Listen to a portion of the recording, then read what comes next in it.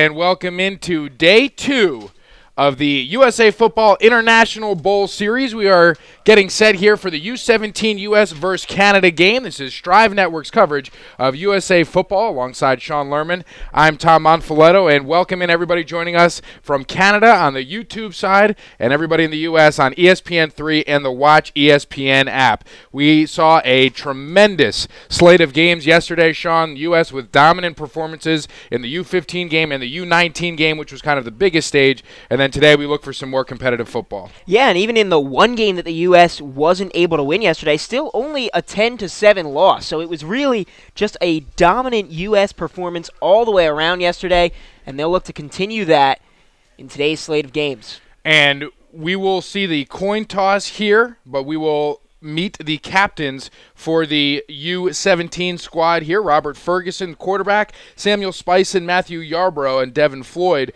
will be the captains for Team USA. Gerald Wiley will be the flag bearer for the U-17 Canada squad. Mitchell Thiel, Jaden Washington, Chris Church, and Brandon Speller will be your captains, and the flag bearer, Tosan Agbayabai, getting it done for Team Canada. We saw both of these teams compete at the Jamboree Wednesday night at AT&T Stadium. It was a hotly contested contest. It was a back-and-forth game. It ended 14-14, I believe. And the Jamboree, just for those of you listening that probably don't understand what that is, it's just kind of a mini game, 2 25-minute mini games where it's a running clock and some adjusted rules. But they got out there for the first time and had a live scrimmage on the football field, and it was really evenly matched, so we should see a really good game here today. Yeah, Tom, and I think that Jamboree was even more important for the U.S. than it was for Canada. I mean, Canada, these guys, they've been playing together a bit. They have some experience playing together as a unit. The United States kind of getting its feet wet with each other as teammates this week. So that Jamboree was a big day to get used to some plays, to open up the playbook a little bit, and to really get some practice in for today's big games. And let's meet our offensive starters, presented by Cutters. No other glove performs like Cutters. At quarterback will be Robert Ferguson, running back Devin Floyd. And on that big offensive line, you see Gerald Wiley, Reese Forrest, and the likes of James Volino.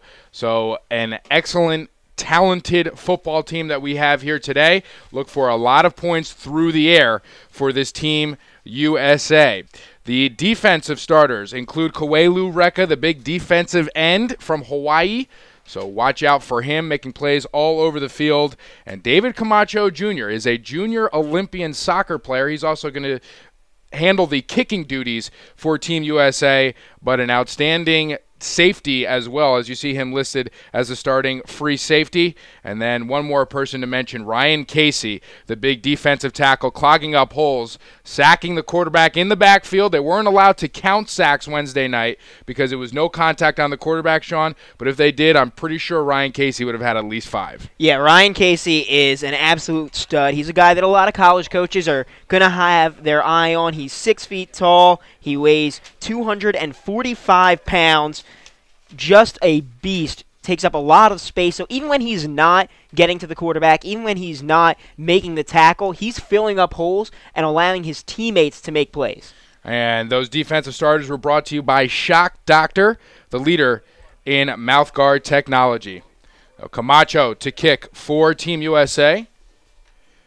Back to receive is Javonte Stanley and Brandon Metz. And these two backs, ladies and gentlemen, are something to watch. Look out for Stanley and Metz all game long. They are incredible talents. They can do some really, really difficult things in the open field, and they are really, really hard runners. So look for that 1-2 punch between Stanley and Metz to get things going for this Team Canada offense. And how about Camacho starting it off by booting the ball out of the back of the end zone and pitting Canada on their own 20.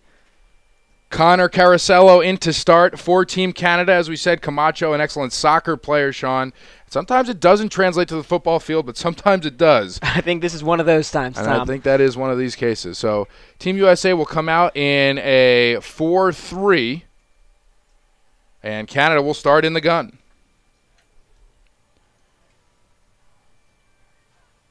Caracello, the give to Metz, and Met immediately in the backfield.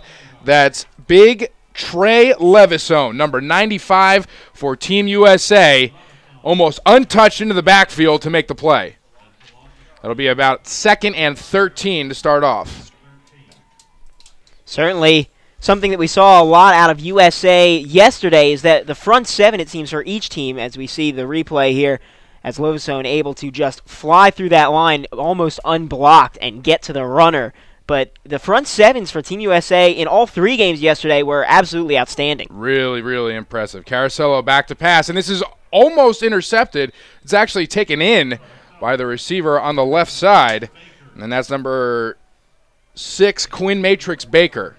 Quinn Matrix Baker, one of the more memorable names that you will see here for Team Canada, but also a great talent, has great hands. Really impressed some people Wednesday night with his route running ability. Yeah, and that was a nice route there. He was able to make the catch, pick up a few yards, make this 3rd down a little bit easier. Metz remains in the backfield for Caracello. He's got 3 receivers to his right. Team USA with 2 high safeties. And the give to Metz off the left side, and he's barely going to get the edge, but forced out of bounds by Trey Levisone once again. So Levisone, a huge factor in that first 3 and out for Team USA. Yeah, Levisone with a couple of big plays, and now the United States offense going to get the ball back in this high-powered offense. I think we can expect a lot out of them this afternoon. Devin Floyd back to return for Team USA. And if we can get a shot of number 56, Dylan McDonald's arm sleeve, I think the viewers at home would be pretty happy. Low snap, but it is recovered and kicked out of bounds at the 50. Oh, it didn't go out of bounds. Stayed in bounds. So Team USA will take over at about the 48-yard line in their own territory. Some excellent field position for their first drive of the game. Hey, you love to start out when you can start out on your opponent's side of the field. That's just about all you can ask for. You think of starting on the 30 of your own side of the field as good starting field position. So when you're starting just about at midfield, that's pretty good. Robert Ferguson from Woodlands College Park in Shenandoah, Texas, will call the signals to start off for Team USA. But also look for Ramar Williams and John Flores to get some time in under center.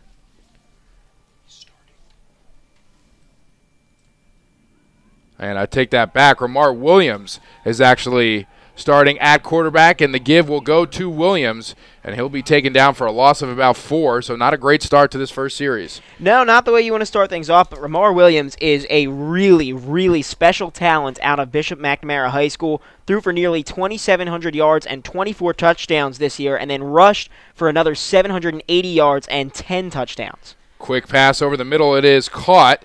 And good for a gain of about 10, short of the first down. Caught by Samuel Spison, one of the 4 captains here for Team USA, and Miller's going to get his guys onto the line quick. We haven't seen a lot of hurry-up out of either team the last couple days, so interesting to see how they do here. Miller rolls to his right, looking downfield, and turns it up the field, going towards the first down marker. And looks to be a little short. I think they're going to spot him. Yeah, they are going to spot him short. They're going to spot him well short, 3 yards short of the first down marker.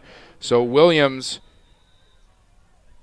had the right idea, but just couldn't get it done. So it'll be 4th and short, first 4th down opportunity for Team USA, and we'll see what Williams can come up with.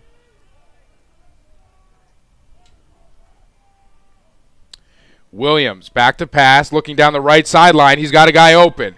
It is overthrown just barely, but he had a receiver, Dan Lukowski, down the right sideline, had his defender beat, a little bit underthrown, or a little bit overthrown, excuse me, and unable to convert on 4th and short.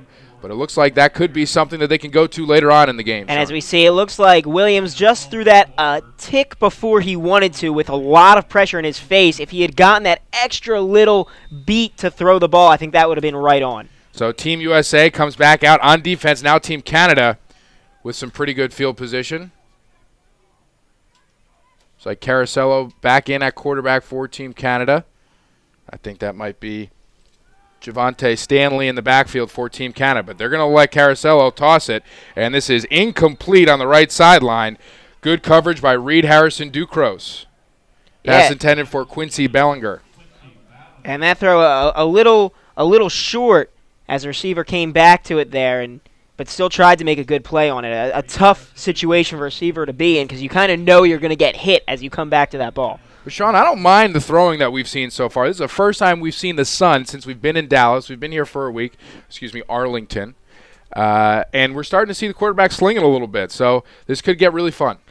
A little windy today, though, so it'll be interesting to see what direction that wind is going because it could benefit one team or the other.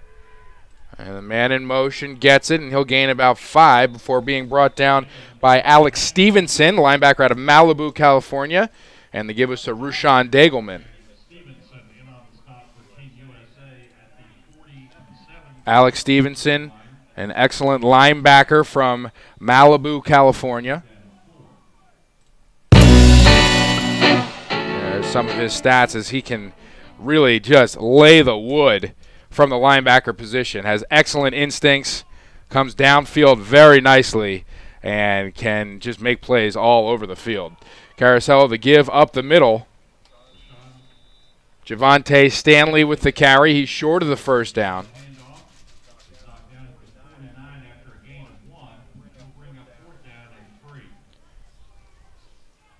It's like DJ Dobbins in on the tackle for Team USA. As well as Camacho.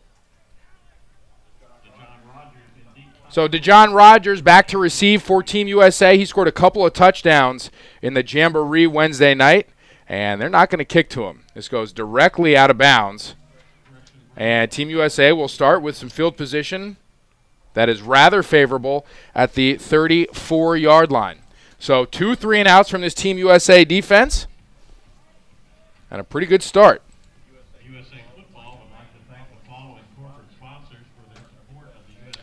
I just want to remind you that portions of today's broadcast and the weekend's broadcast brought to you by Riddell, Protect and Perform, also by Sports Authority, all things sporting good, and by Shock Doctor Sports, the leader in mouthguard technology. Ramar Williams back into the game at quarterback for Team USA.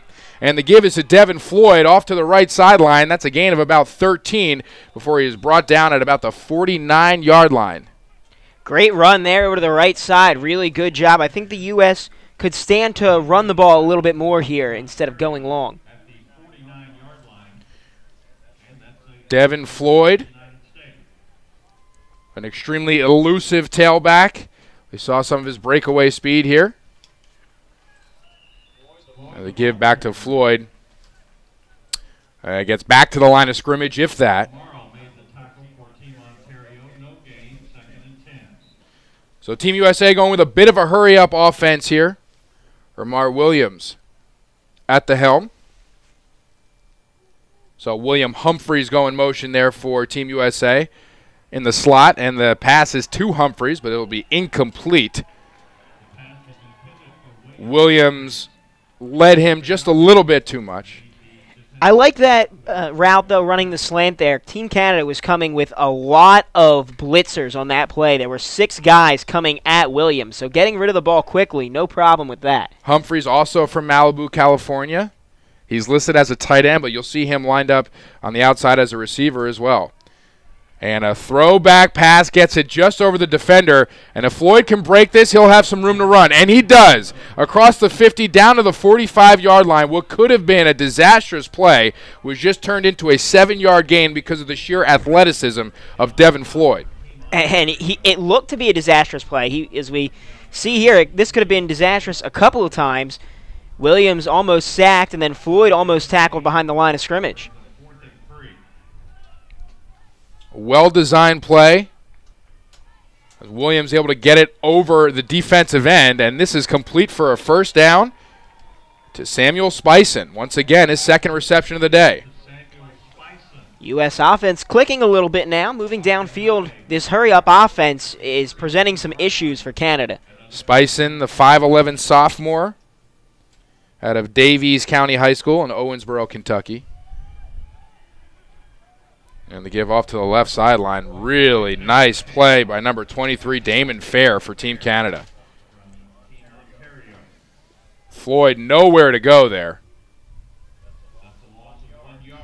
So it'll be 2nd and 11 from the 35.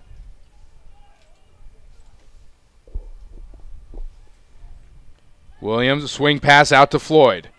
Floyd trying to get to the sideline, and he does, and he'll be forced out of bounds after a first down at the 23-yard line. So Devin Floyd quickly establishing himself as the go-to weapon for Team USA.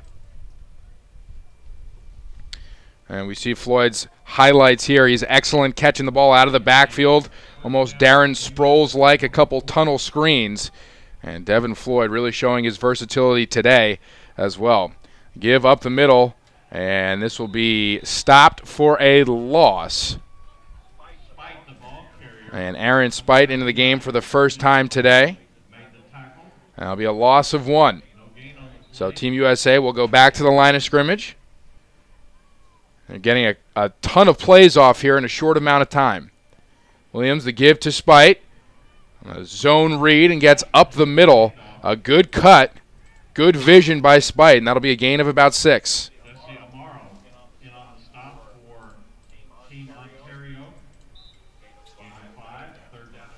Floyd back in at running back. He's a step behind Williams, and he'll get it off the left side. Great seal on the outside. Floyd at the 10.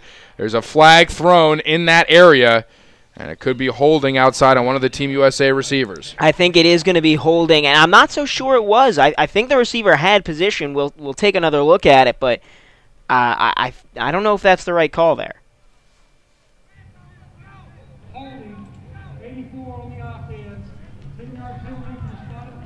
It may have been holding. Dan Lukowski is the culprit.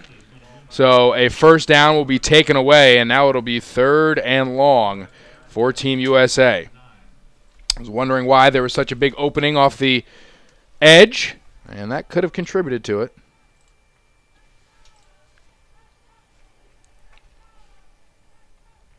Williams rolling to the right. He's got Humphreys down the sideline, but cuts inside a defensive end, and he will get the first down with his legs. He thought about Humphreys down the sideline, decided to tuck it, cut upfield, and just do it all himself.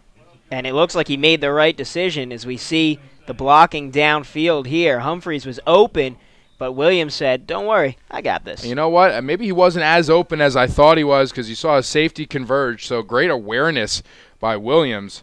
And the give to Devin Floyd is good for about 2 yards. Team USA, this is, I have to say, I think this is the, and I'm not sure if it's just because of the no huddle, but it seemed like this is the most put together offense that we've seen so far in this International Bowl series. It's certainly the fastest and a lot of varied play calling. And Devin Floyd in for the touchdown. Touchdown Team USA. Floyd gets on the board, and a great job by that big offensive line clearing the way and making it as easy as can be for Devin Floyd to reach pay dirt. Floyd, as a running back, you love that. He didn't have to work too hard. A couple of cuts, not a lot of contact, and just saunters into the end zone. And Floyd just sees a giant opening there. These zone blocks from this offensive line have been working all game long. Floyd just basically could walk into the end zone if he wanted to. Camacho Jr. to kick the extra point, and this one just barely gets over the crossbar. So it'll be 7-0 Team USA. A great start in our first game of the USA Football International Bowl Series Saturday version. Welcome in everybody joining us on ESPN3 and the Watch ESPN app, as well as YouTube north of the border. And some of these teams are created from attending the USA Football development camps. Are you interested in trying out? Spending 2 days receiving coaching and instruction by current NCAA college football coaches. You can come out to one of the regional development camps, making stops in 17 cities this spring. For more information, call the national team's office at, write it down, 609-662-4495, or just visit usafootball.com and click on the National Teams tab. So you see a lot of dates here. Starting in a couple of weeks, it will run all the way through the end of May.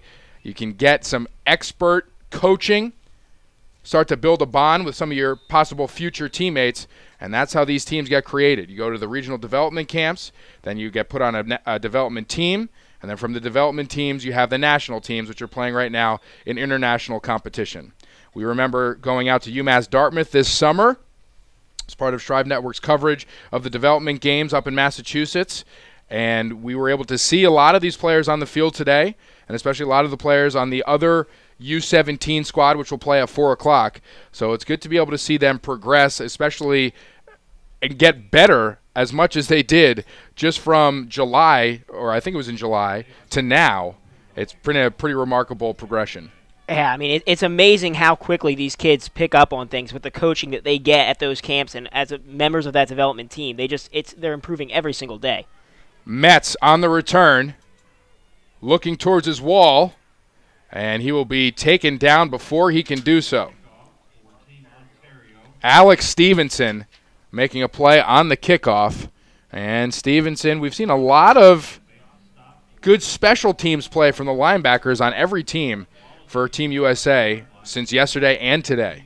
And that's one of the things, Team USA not afraid to put its best athletes on those special teams units. You know, some of the best players at their positions offensively and defensively will also appear on special teams, and you know, those guys, they'll make a lot of plays no matter where they are on the field. Connor Carasello back in at quarterback for Team Canada. Brandon Metz in the backfield with him. Metz yet to get going today, but he is a very dangerous running back. Carasello back to pass, looking for a screen to Metz, and it goes over his head, and this one, very dangerous territory. Matthew Yarborough was right there, almost picking it off, and that could have been fruitful for Team USA's defense and pretty disastrous for Team Canada. And Carasello took a big hit on that play as well. He was backpedaling the whole time, then just got drilled. So Canada will remain in this spread offense and utilize every inch of the field's width. Man in motion is Michael Livingstone, and the give is to Livingstone, cuts it up the field and gets about 3. So you'll see a lot of the motion from the slot receivers for Team Canada, and a lot of times they will get the ball. We've seen Livingstone with the carry and Dagelman with the carry as well. A lot of speed on this Team Canada team, but so far up front they're losing the battle. It's all about those big guys on the defensive front and the quickness of the linebackers for Team USA, as they're just getting everywhere. Team USA 4 down linemen. Dylan McDonald, not sure if you can see him. He has bright green cleats on and an American flag on his left arm. Camacho comes up and makes a big hit for Team USA, but not before a first down for Team Canada. It's Javante Stanley on the carry. That's just a tremendous effort there, Sean. I don't know what else to say. That is fantastic. Look at that. How do you even get that? Yeah, where I need to go searching for one of those. I'm going to start wearing it to the office. I'd love a turtleneck. I'm going to bring back turtlenecks. Carasello in the gun, Metz behind him. Livingstone in motion once again. This time the fake goes to Livingstone, and Metz able to make a nice cut, and now he's got some space. Brandon Metz, a 15-yard gain from the line of scrimmage. Very elusive. Michael Kay eventually making the tackle for Team USA. And Metz made a couple of really, really nice cuts here. As we take a look at it, when Metz gets the ball, immediately pressure in his face, but makes a quick cut to the left to juke out a defender, then escapes 5 players there, and then makes another cut to his left around a couple of USA defenders to pick up the first down. You really have very, very little room for error when Metz gets going. Yarborough was right in his face in the backfield, ready to make a play, and before he knew it, he was gone. Carasello back to pass, looking for Metz, and this one batted down, but caught by Carasello, who just flips it, and it looks like they're playing this as a fumble. We'll see what the call is. There's a flag down. Could be an intentional grounding call because I don't think the ball reached the line of scrimmage. But that's a great job by the Team USA defense. Absolutely. I mean, the athleticism, it's just off the charts.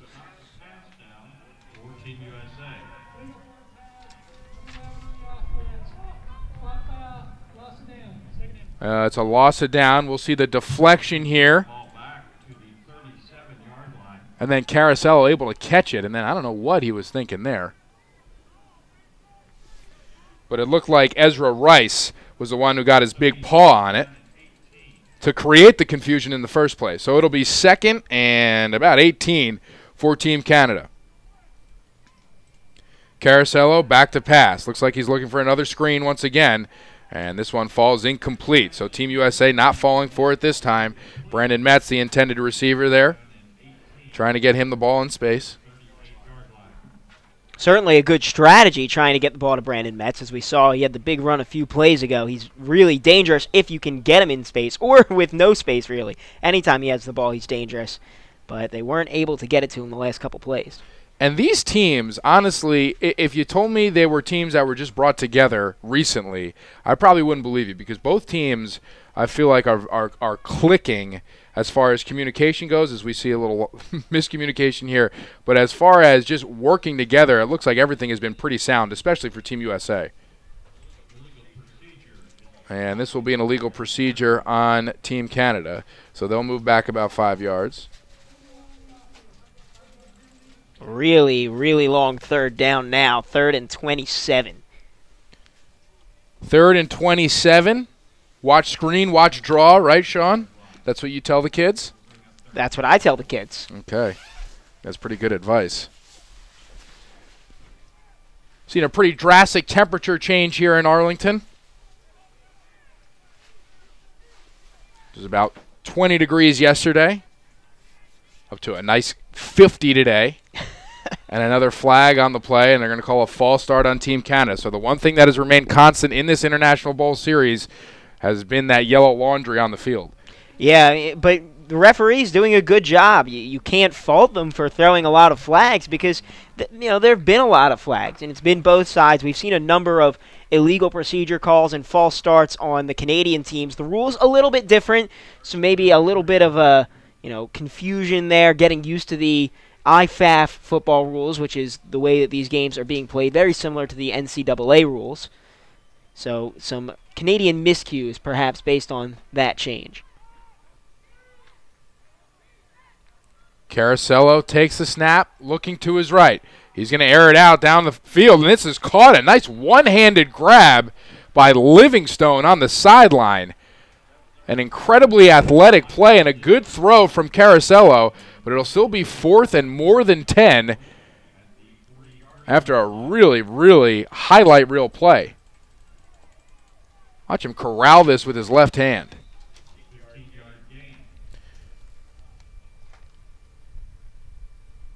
It was a good route and a great execution right there. The punt to Devin Floyd bounces at the 35 and eventually goes out of bounds. So Team USA will take over at about their 32-yard line. Really nice catch by Livingstone. But penalties and some aggressive defense from Team USA put Canada in a less than ideal situation.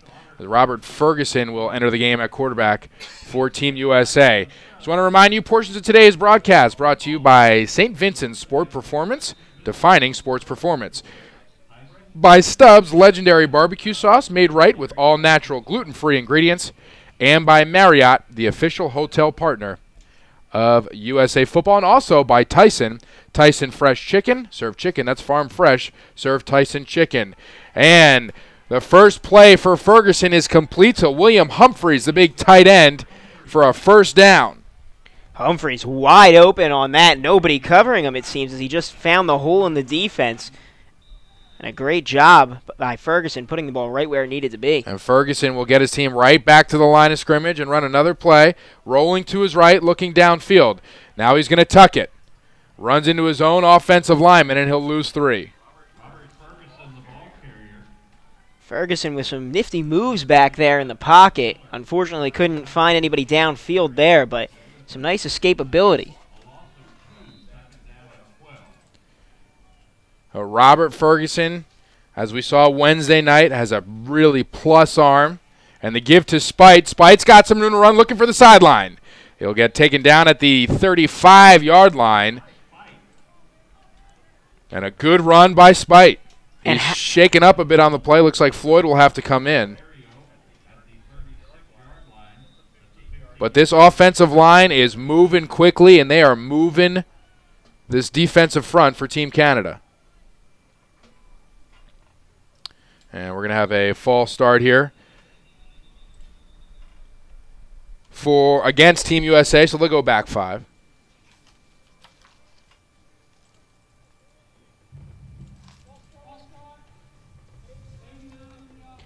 How about the vision of these young running backs in this game? It seems like any hole that opens up. Now, credit to the offensive line because the holes have been wide open, but the running backs seeing exactly where they need to go for both squads, making the right decision just about every time. Yeah, Sean, it's a really good point, and I think the coaches have done an outstanding job teaching all week long and teaching the different techniques of these inside-outside zone plays. The offensive line really clicking, and the running backs working in sync as well. Of course, Greg McCaig, the head coach from Cypress Creek High School in Houston, Texas. He'll take a timeout. It'll be the first one for Team USA. Let's go through the coaching staff here for this U-17 squad. Marcus Krimble is the offensive line coach from Davies County High School in Owensboro, Kentucky. Dennis Thomas, the running back coach from Salem High School in Salem, New Jersey. Jay Schrader, the quarterback coach from Village Christian High School in Sun Valley, California. Andrew Casale, the linebacker coach from Kutztown University in Kutztown, Pennsylvania. Sean, you're pretty familiar with that team. Yeah. Sean McDowell, the defensive line coach from Foster High School in Richmond, Texas. And Tyrone Bro, the defensive back coach from Highland School in nearby Irving, Texas.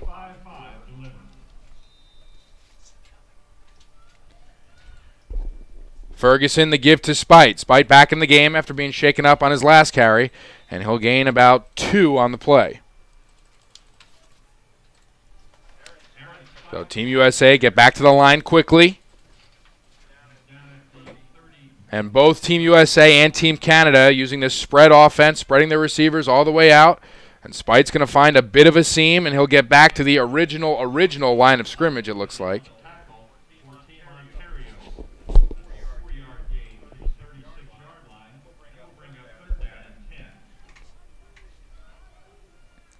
So we'll see if they'll let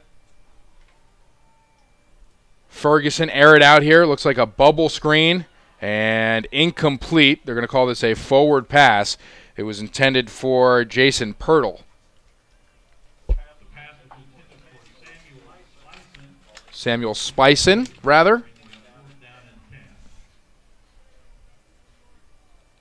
Looks like they'll go for it on 4th down here, kind of in that no man's land where it's not worth it to punt, but a field goal is a little too far. Spite remains in the game. He'll be on the side of the 3 receivers. Ferguson's going to roll that way, and it'll be blown dead for another false start. These are starting to get kind of annoying. Little bit. So another false start for Team USA.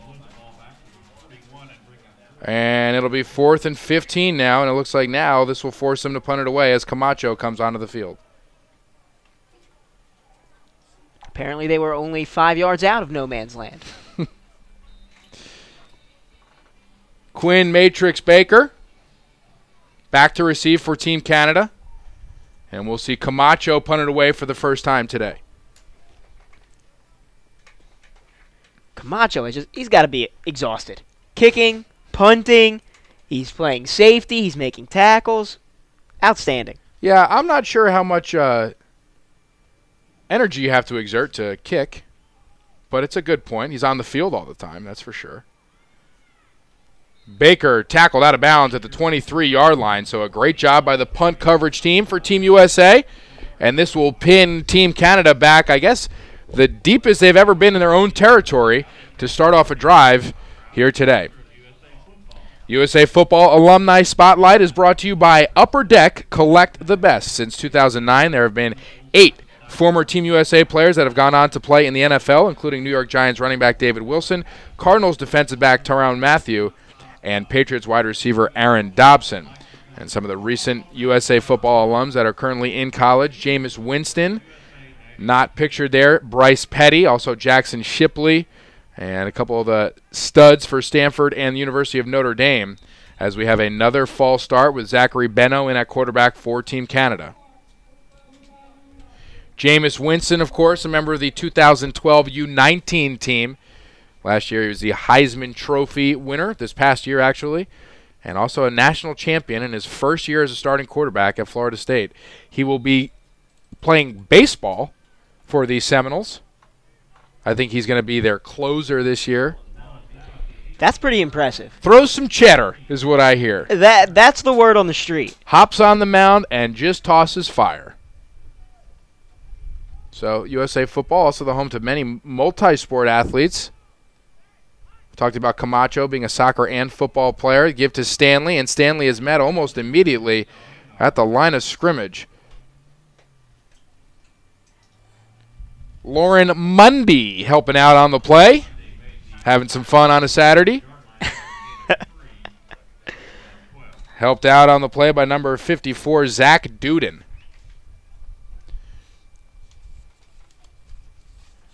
Zach Duden, member of the Southlake Christian State Championship team this year. He's a first-team All-State linebacker. Southlake Christian with a ton of incredible athletes that have been playing with USA football. And Stanley almost breaks this one. It'll be a gain of about 7, a good run to make this third down a little easier to handle. Livingstone will check in now for Team Canada. Zach Benno, 6'4", 200 pounds.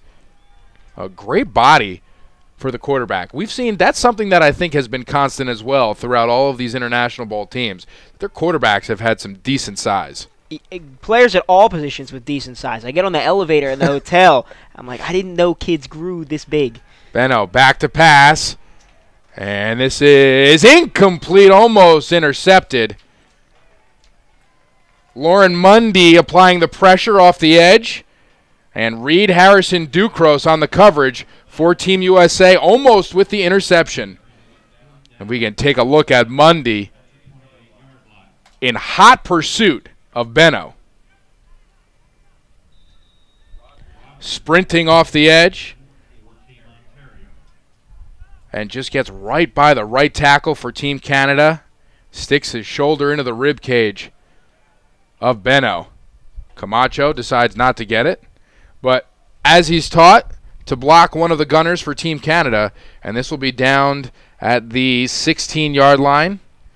So a good job by the Team Canada punt coverage team to make it a little bit more difficult for Team USA on their drive. Yeah, this will be the poorest starting field position for the United States today, but they've been able to move the ball down the field in chunks for a majority of the game. That reminds me, today's game being brought to you by the Strive Network. You can follow us on Twitter at strive_network, also on Instagram. Or go to strivenetwork.tv. Robert Ferguson back in the game at quarterback for Team USA. And looking to his left on the bubble screen and met immediately is Dan Lakowski. And Lakowski bounces right back up after taking a shot. Yeah, that was a big hit. And credit to him for getting right back up. And in a hurry-up offense, getting back up that quickly, you have to be tough because you're running a route again in about 5 seconds.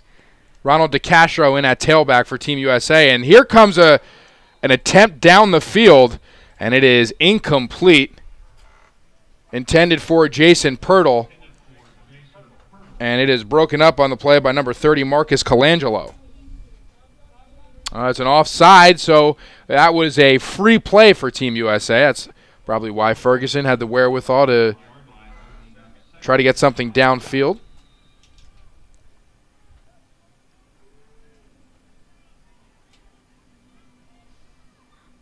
Ferguson, the give to DeCastro. DeCastro trying to get to the sideline, and he does. After a gain of about 7. Another first down for USA. And there goes that poor starting field position, as now they're in a pretty good place. This offensive line once again creating a lot of space for the Team USA running backs. Ferguson back to pass. And this is almost intercepted. That is the third near interception that we've seen today. Damon Fair unable to come up with it for Team Canada. And a little bit of miscommunication there between quarterback and wide receiver. You know, that's a product of only playing with guys for a week. Yeah, and with these receivers spread out as far as they are, and we're going to have another false start.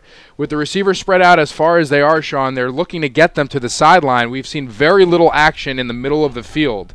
We haven't seen many routes even being run in the middle of the field. A lot of the throws that we've seen, screen passes, bubble screens, tunnel screens, and a couple outs to the sideline. But we have yet to see Ferguson or Williams or anybody for that matter try something down the middle of the field. But what we have seen are runs up the middle of the field. So spread it out for the passing game, run it up the middle, and really stretch that defense to its limits. And as I say that, it looked like Ferguson wanted to do it, but he will check it down, and down the right sideline, Kamari Murray for the touchdown. The 5'10", 150-pound receiver from Bishop McNamara High School in White Plains, Maryland, just got everybody off their feet here at UT-Arlington.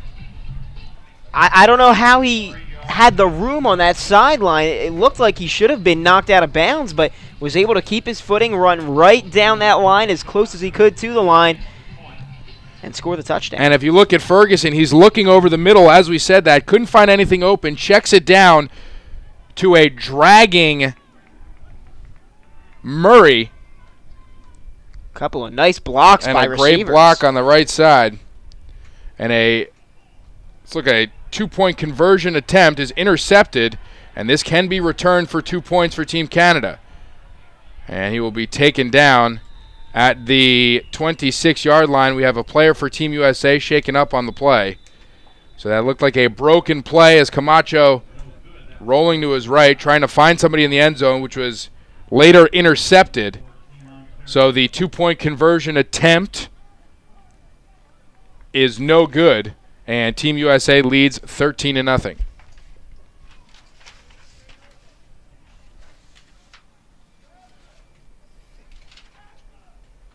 Looks like it's Reese Forrest, the center for Team USA. And as the Team USA training staff tends to Forrest, just want to remind you that portions of today's game brought to you by Marriott, the official hotel partner and VIP hospitality sponsor of USA Football and the USA National Football Team. Special thanks to Marriott for their support of USA Football and the national team program. So Forrest is on his feet, and it looks like he's okay. Maybe just shaken up a little bit. Might have gotten the wind knocked out of him, but he is able to walk off the field under his own power. And you like to see that, Sean. Not really used to playing. These guys not really used to playing in February. It's pretty far removed from their high school seasons. And the one thing that you always worry about is injuries. So far, we've been lucky enough not to have many here in the International Bowl Series, and it looks like Forrest is doing okay. Yeah, we've had a few guys just lightly shook up, a couple of sore ankles, that kind of thing. No serious injuries, nothing that impacts anybody down the line, and almost everyone has been able to return to the game after being injured. Forrest, 6 foot, 240 pounds, from St. Pius X in Woodlands, Texas. I have a couple guys from St. Pius X on the USA football squads. Stanley and Metz deep for Team Canada.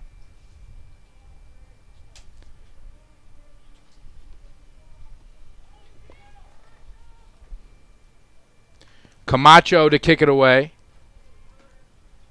Team USA with a good 13-0 lead. Their offense has really been clicking today. Their defense has been playing really well to boot.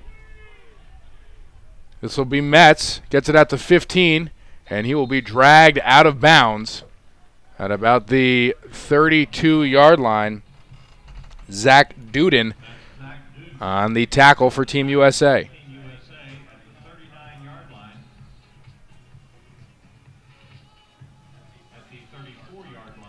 Zach Benno into the game at quarterback for Team Canada. See if Team Canada tries to get something down the field as well. We saw what's worked for them has been Brandon Metz and Stanley, if they can get them a little bit of room to run.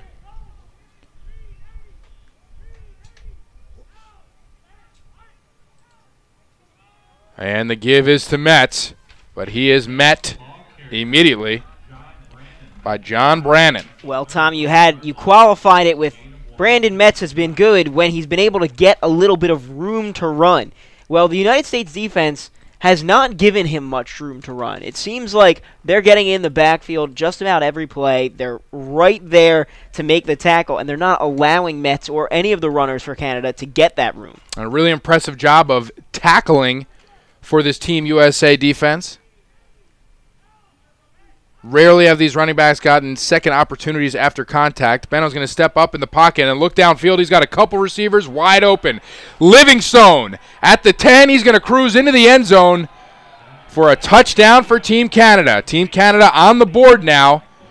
Score 13-6 in favor of the U.S., pending an extra point for Canada. I don't know what that was, a busted coverage or something, but there was one defensive back and two open receivers as Benno steps up in the pocket and delivers a strike to Livingstone. Yeah, somehow the U.S. ended up with one player downfield covering two and got beat by both of them. So kind of a tough situation to be in, but a great job by Canada to design that play to work out the way it did. Michael Livingstone, the 6-foot, 175-pound receiver from Guelph, Ontario. We've seen him with a couple of carries in today's game and an outstanding catch on the sideline as this extra point attempt clanks off the right goalpost. So this will be no good, and Team USA still leads by 7. Well, USA has to be happy about that as the United States missed an extra point attempt of its own, so now that didn't hurt them too much. It sure didn't. And we just want to remind you that today's games are brought to you in parts by Gatorade, the G Series, Prime, Perform, and Recover, by Cutters. No other glove performs quite like Cutters. And by Tyson Fresh Chicken. Serve chicken, that's farm fresh. Serve Tyson Chicken. And Tyson has been working with USA Football for quite some time now, and they've been taking care of the tailgate here at UT-Arlington. We want to thank everybody here at UT-Arlington, specifically those here at Maverick Stadium. Have been extremely accommodating, and this is a really beautiful facility, and it's pretty surprising that there hasn't been a college team that's played here since 1985, I believe, so almost 30 years. It is a beautiful facility, and it's a beautiful day for that Tyson tailgate. Today, really nice out, some sun. Not too bad, the weather here in Arlington. It's a lot more picturesque when you see some sky. Absolutely. This will make it to the 20-yard line. Daniel Martinez on the return for Team USA. He'll make it to about the 26.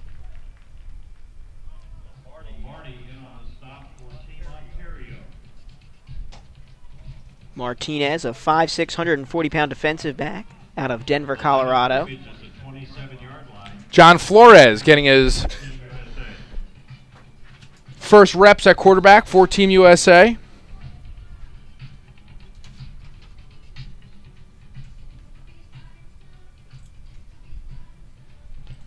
So we'll see what he has in store for this Team USA offense.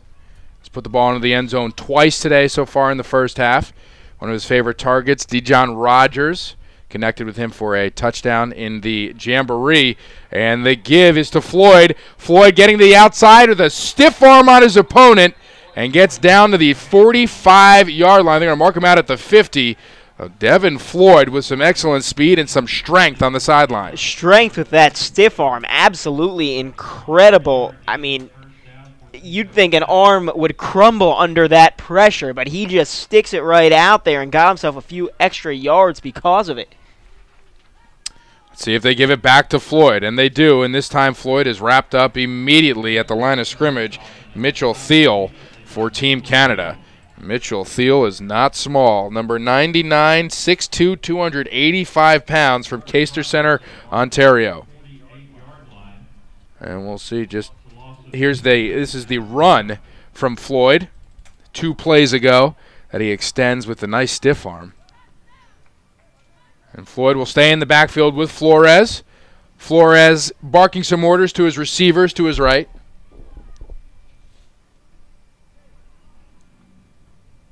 Flores back to pass.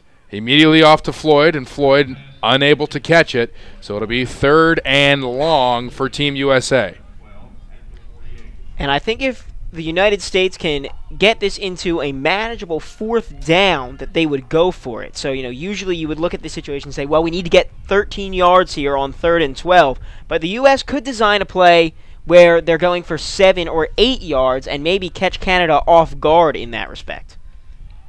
Flores back to pass, looking to the sideline. An outstanding play by the linebacker Zachary Herzog for Team Canada. Herzog sticking with Floyd the entire way. We will show a video later that LeVar Arrington provided, was kind enough to sit in for an interview regarding heads-up football. And LeVar Arrington talks about the linebacker position being the toughest position on the field. It's Quinn Matrix Baker back to receive for Team Canada. And Sean, part of the reason, he said, is because they have to cover. They have to be quick enough to cover running backs and receivers in pass coverage, strong enough to take on blockers. So that you see right there from Herzog, is able to stay step by step with Devin Floyd, who we just saw break off a nice run a couple plays earlier. Yeah, I mean, the linebacker position is also, you could talk about your middle linebacker as your receiver, or your quarterback rather, for the defense, calling plays and doing those types of things. Timeout on the field. We'll be back right after this. NFL Flag, powered by USA Football, is an exciting way to get into the game. NFL Flag is fun and fast-paced, emphasizing football, fitness, fundamentals, teamwork, and sportsmanship. Leagues are easy to start and open to both boys and girls ages 5 to 17. All NFL Flag players receive a USA Football membership as well as an official NFL team jersey, flag set, and insurance. An incredible value. Coaches receive a USA Football membership and insurance as well. So sign up now to become a better player and have fun with NFL Flag. And the punt from Camacho is down at the 22-yard line. Team Canada will come back onto the field, try to get something into the end zone with 6 minutes to go here in the first half. And a first half that's been pretty dominated by Team USA. Alongside Sean Lerman, I'm Tom Monfiletto. This is the USA Football International Bowl Series, Game 1 on Day 2. As the U-17 U.S. squad takes on the U-17 Canada squad.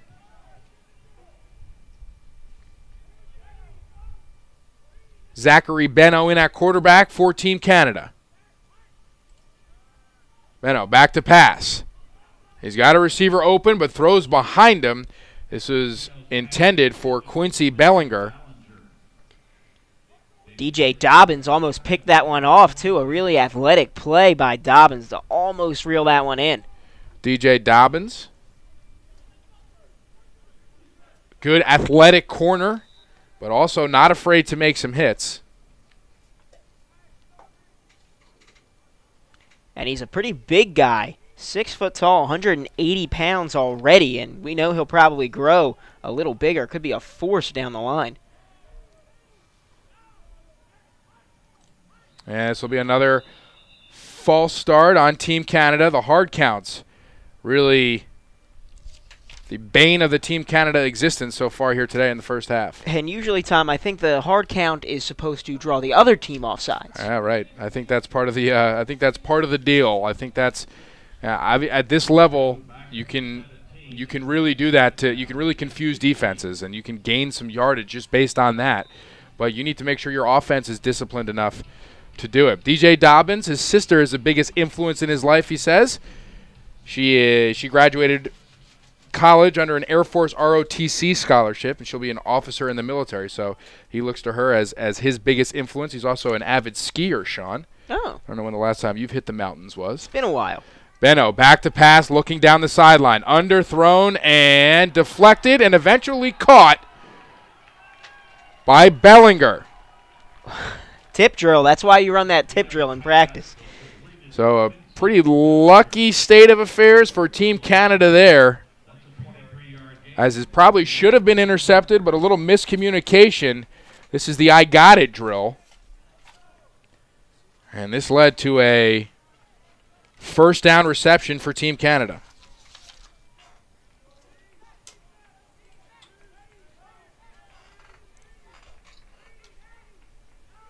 So Benno finding a bit of a groove here indirectly. And they give it to Stanley, and Stanley brought down behind the line of scrimmage. Ball comes out, but they'll say that he was down. Nick Valentine, Trey Lovasone on the tackle.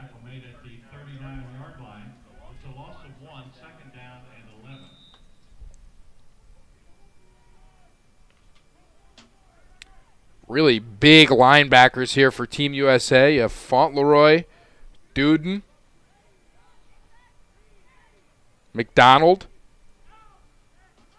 both all big run stoppers. Benno's going to step up in the pocket, and he'll be taken down by Michael Esquivel-Lieb.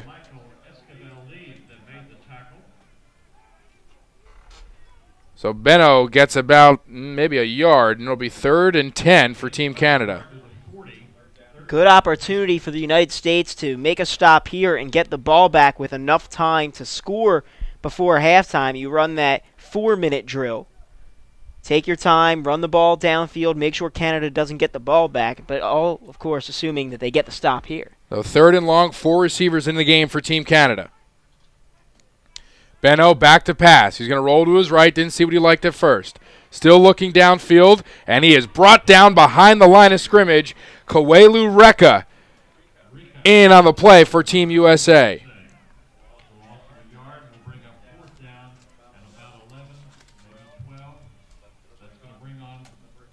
And Reka, one of the big studs on this Team USA defensive line, somebody that all the coaches have been excited about since he showed up to Arlington. Camacho and Floyd to return for Team USA as the snap almost goes over the head of the Team Canada punter. And this will take a Team USA bounce.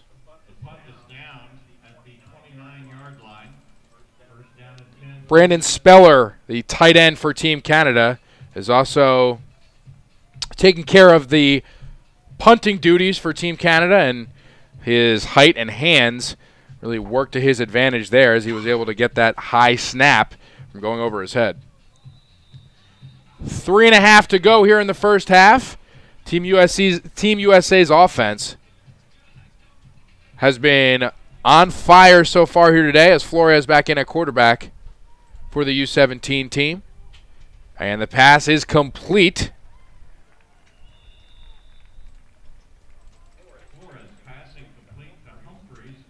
And that is to the big tight end, William Humphreys. That is his second catch of the day. Flores the give up the middle. That's a gain of about 2. And that's Devin Floyd on the carry. So sometimes they're getting into a little bit of a rhythm here, Sean. They keep them honest with the run up the middle. Look to go through the air to the outside. And is back out to Floyd, and Floyd brought down immediately by Herzog. Herzog having himself an excellent game here so far. Early candidate, I would say, for player of the game. POG for Team Canada. Yeah, definitely an early candidate. See how this game goes, but he's playing well so far. For USA, there's been a number of quality contributors. Herzog, 5'8", 200 pounds. And Floyd will take this up the gut for about 8, and it'll make it fourth and about 3. And Team USA will send their punt team to the field. And take a bit of a conservative approach here, up 7. And it looks like they will trust their defense to bring them into the sideline, into the locker room unscathed before the end of the first half.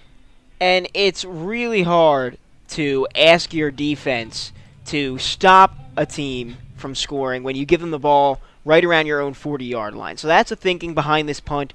Put them back on the other side of the field, get them around their own 25, 30-yard line, and you'll be a little bit safer. Quinn Matrix Baker, the 6'2", 180-pound receiver from Markham, Ontario, is set to receive for Team Canada as Team USA comes back from the timeout onto the field. And I would assume that the Team USA coaching staff instructed Camacho to get it away from Baker and not to let him return this. Punt it deep and away from the return man. We're going to start to see a lot of strategy in play in the second half as Camacho's punt goes about 10 yards. And it is covered up by Team USA at the 44-yard line. That was tough, as when you get it up there with the wind blowing the way it is now. If you take a look at the flags in the stadium, the wind is blowing really, really hard backwards towards the United States. So kicking straight up into that, really tough to do. A quick three and out for Team USA. Herzog, one of the biggest reasons for it on his play on the completion to Devin Floyd. He's been all over Devin Floyd in the passing game. Man in motion for Team Canada. And the give. This will be about a 5-yard gain. Ooh, and a big hit at the end of the play. They're going to throw a flag. He was going full speed. It didn't look like they had really blown it dead. It was a bit of a confusion. But that was number 32, Rashawn Dagelman, on the carry. That's his second carry of the game. And he's a bit shaken up on the play. So we'll take a look at the replay as Dagelman gets it with some room to run on the outside. And he will get forced out of bounds at about the 47-yard line, going backwards. But didn't realize he was out of bounds, or didn't think he was out of bounds. Kept running. And then that was Wesley Smith, I believe, that came in with the hit for Team USA. So they will tack on 15 yards. They're going to call this a penalty, whether you like it or not. And this will be now deep into USA football territory at about the 39-yard line. So Canada with a legitimate chance to get it back into the end zone, tie this game with 1:42 to go here in the first half. Yeah, plenty of time. 1:42. They only have to get another 20 yards or so to get into really comfortable field goal range. So we'll see if they're able to do so. Livingstone in the slot for Team Canada at the hash mark on the 40-yard line. Let's see if Benno goes to him. And Benno throws to the outside in hopes to connect with Quincy Bellinger. And this one will fall incomplete, about 5 yards in front of Bellinger. So it'll be 2nd and 10 from the 39 for Team Canada.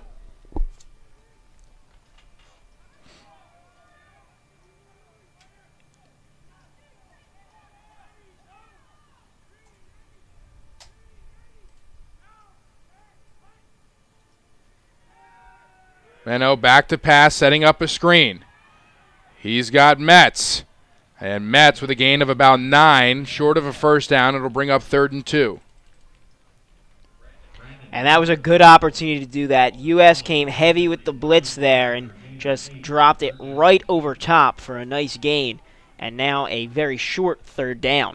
Always admired offensive coordinators' ability to anticipate heavy blitzes. And it seems like when that happens, they have a screen drawn up for them. And that's complete to Livingstone once again. Livingstone has been a favorite target of Benno's. And Stevenson coming in, making the tackle for Team USA. And Canada will take a timeout. So we got under a minute to play here in the first half. It's been all we kind of expected it to be, Sean. Some great play on both sides and a really tight game going into the first half. Yeah, 13-6. What more can you ask for? A one-score game. Canada with an opportunity here to make it even closer as we have just under a minute to go, and they only have to go about 20 yards for the score. So we could see a very, very close game going into halftime. We're going to see a very close game, and we'll see some interesting tactics from the USA coaches. I wouldn't really call it an exhibition game, but it's a different format. So I'm excited to see some of the trick plays that some of the coaches have in their arsenal. I'm sure they have some. We saw a fake punt last night. We saw a reverse pass last night. Oh, there's certainly, they have some tricks in their bag that I'm sure we'll get to see quite a few today. And when you have the types of players that the USA coaching staff gets to work with, that's exactly what you can use them for. And Gregory McKaig, known for his creativity on offense, so we might be able to see something a little bit fun here in the second half. Benno back to pass. He is being just absolutely terrorized by the defensive line for Team USA. Leading the charge, Dylan Daniels, number 97. And there it is. The flag just got thrown. I thought it was coming. That's got to be intentional grounding. So Benno with the second intentional grounding call against Team Canada today. And a lot of that has to do with the relentless pressure from this defensive line for Team USA. Benno is getting dragged down there, and he just kind of threw it away. Nobody in the area. He wasn't really outside the pocket. A really well-designed stunt drawn up by Team USA defensive coordinator Andrew Casale.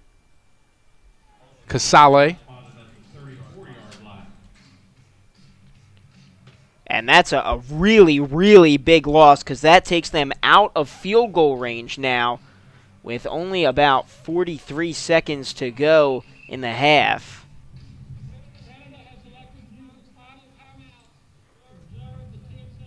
Team Canada just burned a final timeout to stop the clock. So, to prevent the 10-second runoff, is that what they chose to do there, Sean? So we'll put 53 back on the clock. Put 53 back on the clock. Team Canada taking a timeout. And Team USA with a 7-point lead. Team Canada facing a 2nd and 24 from their own, or from the U.S. 34-yard line. And that would certainly be a long field goal. It would be over 50 yards from that point. So they'll have to really get a lot closer and have to hurry to do it because with no timeouts, you can't stop the ball for your kicker unless you're going to spike it. So we'll see what Benno has in that arm of his. If he's able to find some of his favorite receivers downfield against this USA defense that's been pretty stingy so far. And blitz coming. Fauntleroy picked up. Benno down the field, and it is picked off. DJ Dobbins taking it down the sideline for Team USA.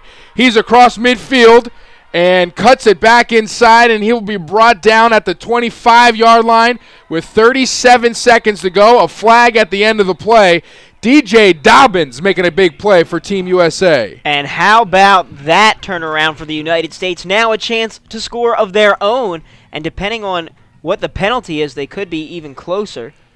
DJ Dobbins, a 6-foot, 180-pound defensive back playing free safety today for Team USA out of Grafton High School in Yorktown, Virginia. Team Canada doing a great job of picking up the Team US blitz, but Dobbins baiting Zachary Benno into throwing that over the middle, coming in, taking advantage of it, and returning it about 70 yards down to the 25-yard line. Dobbins just cut off that route. He was hiding about 5 yards away and then just jumped right in front of the ball. And check out the speed, outrunning almost everybody. Not sure what this flag was for, so it'll be back 15 yards.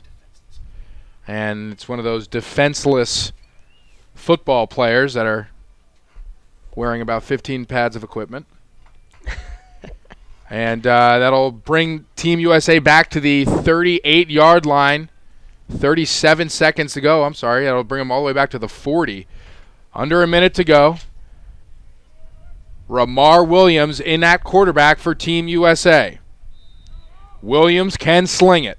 See what he comes up with here with under a minute to go. Williams rolls to his left. Looking downfield. He's got a receiver open. It's caught at the 10, down to the 5-yard line. Dejon Rogers making a play. Down to the 5, 29 seconds to go here. And the clock stops to move the chains. Team USA has 2 timeouts left if they choose to use them. And they're going to take advantage of Team Canada not being quite ready, as Aaron Spite will take this down for a gain of nothing, and Team USA will use one of their timeouts. 19 seconds to go, critical for Team USA to punch one in here. Yeah, I don't know if punching it in is the way to go. I think maybe spread the field, a few wide receivers, and let Ramar Williams toss it in there. And Ramar Williams, as we said earlier, a really strong arm. People have been really impressed with him all week long. And we'll take a look at some of his high school highlights here. Williams, the 6'2 quarterback out of Bishop McNamara Catholic in Maryland, just threads the needle. And when he has a little bit of time, a really quick release, a really strong arm. We saw him moving to his left on that last play, across his body, setting his feet, and throwing a strike to Dejon Rogers.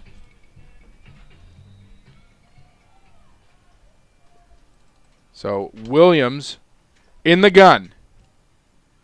He's going to keep it now. Breaks a tackle at the 10. Cuts inside. Ramar Williams touchdown. What a cut. Ramar Williams does it with his legs. What a play. That was an outstanding change of direction. Check it out. We'll get the replay up in a second. Watch Ramar Williams totally just move his body to the right and then cut back on a dime to the left. Wow. This might be the play of the weekend so far. We saw 3 games yesterday. We're about 1/2 into this game. And Williams breaking a tackle at the 10. Planting his right foot and getting the entire Team Canada defense to commit. And cutting it up the middle for the touchdown is Ramar Williams. The extra point attempt from Camacho is no good. So the score is 19-6 with 15 seconds to go here in the first half.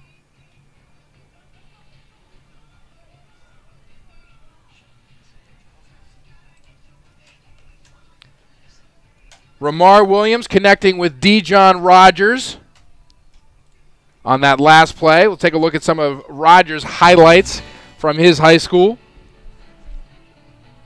Really dangerous receiver, but also an outstanding defensive back. Can come down and make some plays. A lot of his highlight tape is him just making huge hits like this one. But also some great hands.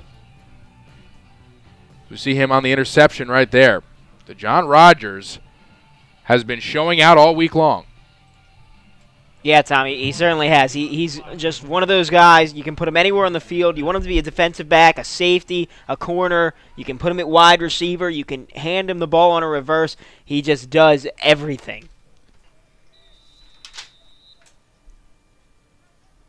Metz and Stanley back to receive for Team Canada. A 1-2 running back punch. Haven't been able to really get going here. We've seen some excellent plays. I think we saw one highlight reel play from Metz earlier, as this one is fielded at the 35 and a gain of about 4. So we have 12 seconds to go here in the first half. And I don't think Canada will come out bombing for the end zone. I think they'd probably rather just maybe run a draw play or a screen, something a little less risky, especially after throwing an interception last time out. And Benno will come in to play quarterback, and the U.S. will take a timeout.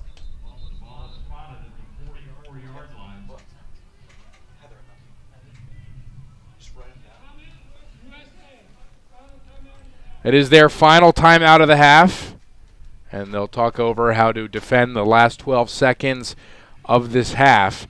Sean, if you could point your finger on something that you've been most impressed with here in the first half, what do you think it would be?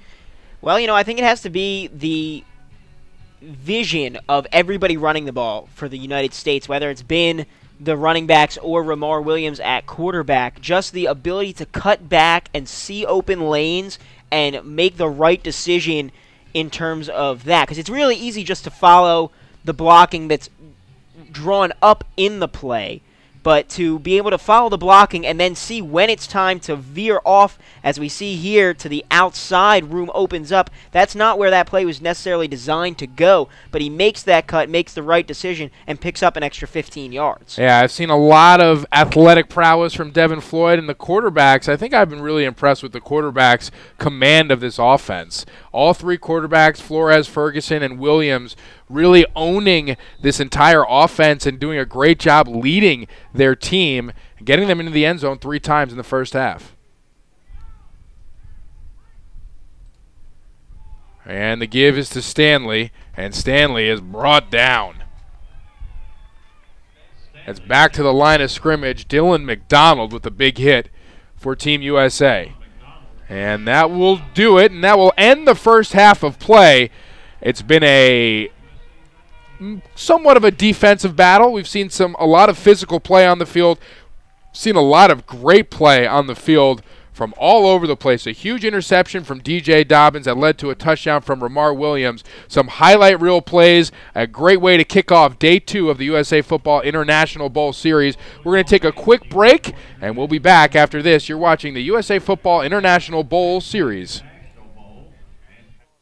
Tomorrow are being built today thanks to the support of Tyson Fresh Chicken and Stubbs Legendary Barbecue Sauce. Tyson is the presenting sponsor of the USA Football Tailgate Tour, a salute to top high school student athletes selected to play for the U.S. National Football Team.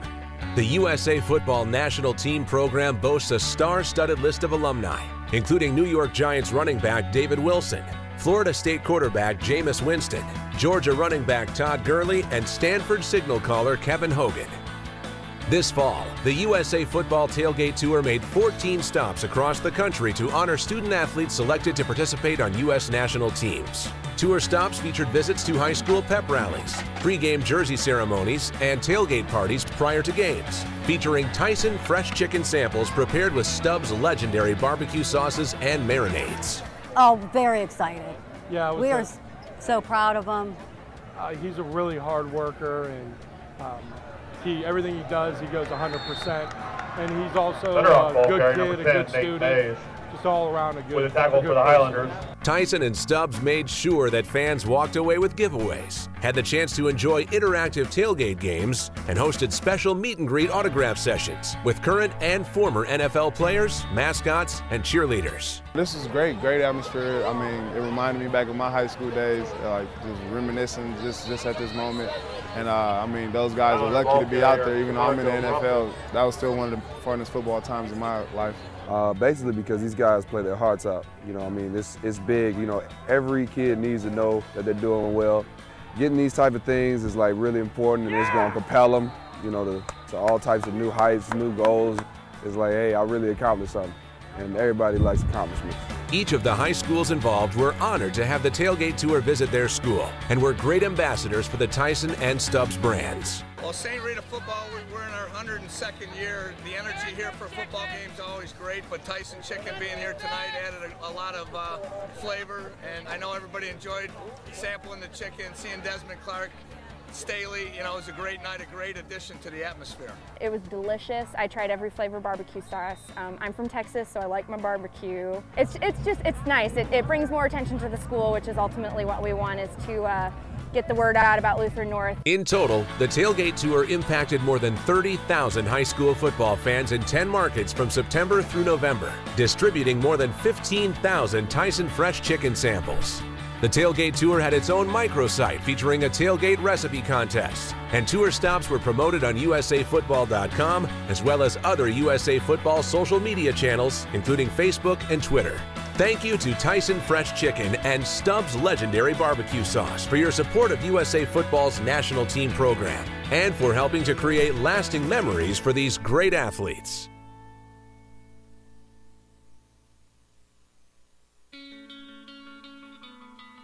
If I could give a linebacker or a linebacker coach tips that I believe would be impactful to their development, the first thing would be your eyes. What your eyes see is what your body will do. Your body will follow where your eyes are. So you have to make sure that your eyes are in the proper places. You teach the focal points of where that player's eyes should be. All right? So when you see your work, you can get your work done. If you don't see your work, you can't get your work done. So you train the eyes. I want to see, is that guard pulling? Is that guard heavy on his hands? Is he light on his hands? What's the quarterback doing? What's the depth of the running back? What's the splits of the receivers? I need to see all these things and analyze. The linebacker is the most important position on the field. As a linebacker, I'm biased, but I'm telling you, that's the most important position. Why? Because we have to be the guy that understands what that quarterback is doing. We have to be the guy that has enough athletic ability to do what that defensive lineman does, and what the secondary guys do. We have to be able to be strong enough to deal with offensive linemen, but yet fast enough to be able to run with running backs and receivers. So if I'm teaching a linebacker what he needs to do, you have to get your eyes right. And then secondly, you have to have an intensity about you to be able to do the work that nobody else on that field is going to do, which is be able to make that contact, be able to make tackles, to be able to cover in the passing game. You have to be a well-rounded machine out there on that field.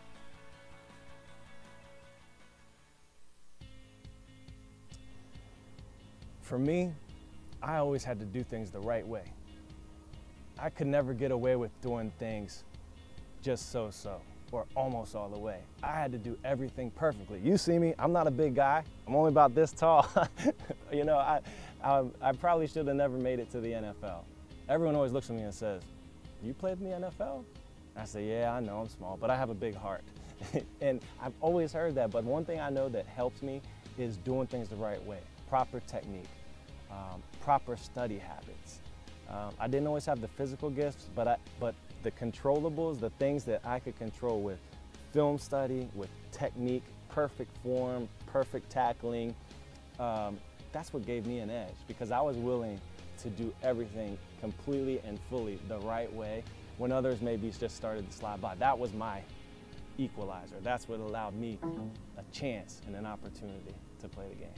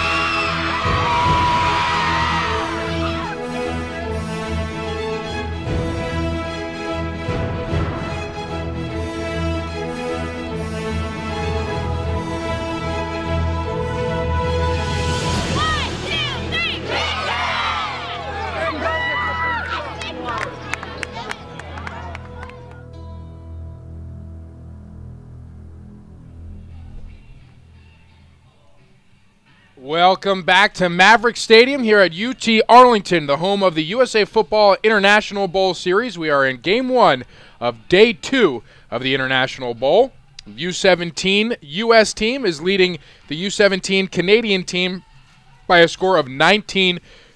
Alongside Sean Lerman, I'm Tom Monfoletto, and Sean, we saw a pretty close game for the most part, and that huge play by DJ Dobbins, the interception returned for about 70 yards, which led to a Ramar Williams touchdown, really broke things open for Team USA. And that was really a huge swing because Canada was poised to put up some points at the end of the half that would have made the score 13-13, and we'd be looking at an entirely different ball game.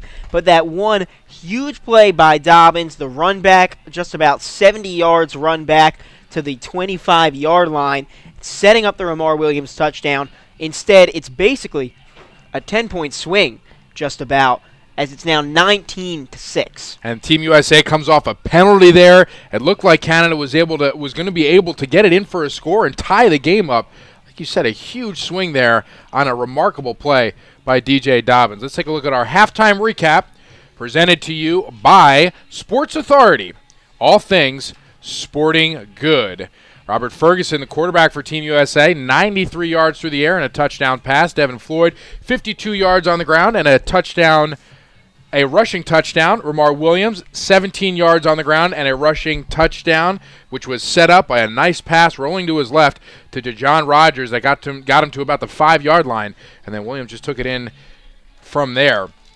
Kamari Murray, a 73-yard touchdown reception from Robert Ferguson. That went all the way down the sideline. It was Ferguson's second. It was his check down receiver as he was dragging across the field. Took it and then just beat everybody down the sideline. Zachary Beno for Team Canada, 109 yards through the air and a touchdown pass. And Michael Livingstone has really been the biggest bright spot for this Team Canada offense, 90 yards receiving and a touchdown. Also has a couple carries on a few end arounds and one absolutely incredible catch on the sideline. And as we take a look at these numbers, that's a lot of yardage. Most of our games yesterday were dominated by the defenses. Not a ton of yards being put up. And today, it's been a different story. The offensives have been clicking. They've been fast with hurry-ups that we didn't see yesterday. And a lot of yards being put up. Defense is still playing well. Just the offenses have been really fun to watch. They've been fun to watch. They've both spread the field out. It's the first time it's not the first time, but it's the first time we've seen both teams using that spread offense, spreading all of their receivers down the field. I guess my only gripe is that not all the receivers are really getting involved in the game, but offense has been able to move the ball. Team Canada has been having trouble getting it into the end zone. Team USA has been really using their size up front and their athleticism across the board to their advantage, and some really good quarterback play, not only in their execution but also in their leadership and their ability to get everybody to where they're supposed to be before the snap. And it doesn't seem to matter who's playing quarterback, whether it's Williams, whether it's Ferguson. It's anybody that the United States is throwing in there has done an outstanding job. The offense hasn't missed a beat, which is tough with that hurry-up to switching quarterbacks. You know, guys have different ways of calling plays, a different cadence to their voice that maybe changes things up. You're hearing it as a wide receiver, but it's all been there for the United States offense. And we'll be right back with our second half here at the United States Football International Bowl here at UT-Arlington at Maverick Stadium. Stay tuned. At USA Football, creating a better, safer game is our #1 priority. The second annual Protection Tour, part of USA Football's Heads Up Football initiative, is a series of free, one-day events for players and parents that delivers expert-driven health and safety education, focused on teaching proper tackling fundamentals, equipment fitting, and concussion awareness. We need to go out here, start this thing from the bottom level, teach these young athletes, these 6, 7, 8, 9s, how to tackle properly so they can grow up playing the game the right way. Supported by corporate partners Riddell and AIG, the 2013 Protection Tour impacted more than 2,300 youth football players and parents in 5 NFL markets throughout July and August. Events were hosted by the San Francisco 49ers, Dallas Cowboys, Chicago Bears, Minnesota Vikings, and New York Giants. At each Protection Tour stop, players were introduced to the 5-step heads-up football tackling technique and participated in various football tackling drills, while parents learned about concussion awareness and proper helmet fitting. Each player was measured and sized for a helmet by a Riddell equipment expert to show parents the proper helmet size and fit. Protection Tour stops also included interaction with current and former NFL players. The concept of team, working with others and working collectively towards one goal. I think those are life skills, not just football skills. And, I really think that football teaches you more about those skills than any other sport that there is for kids to play today. 7-time Pro Bowl receiver Larry Fitzgerald of the Arizona Cardinals served as the Protection Tour's national spokesperson and conducted a media tour in New York City, appearing on numerous national television and radio shows to promote the events. There's free tours all around the country at many NFL sites that are teaching proper fittings for helmets and shoulder pads, concussion education, and also proper tackling techniques, which is so important at the youth level. The Protection Tour teaches young athletes the proper way to tackle and engages parents in the learning process. An educated and engaged youth football parent makes for a better, safer game.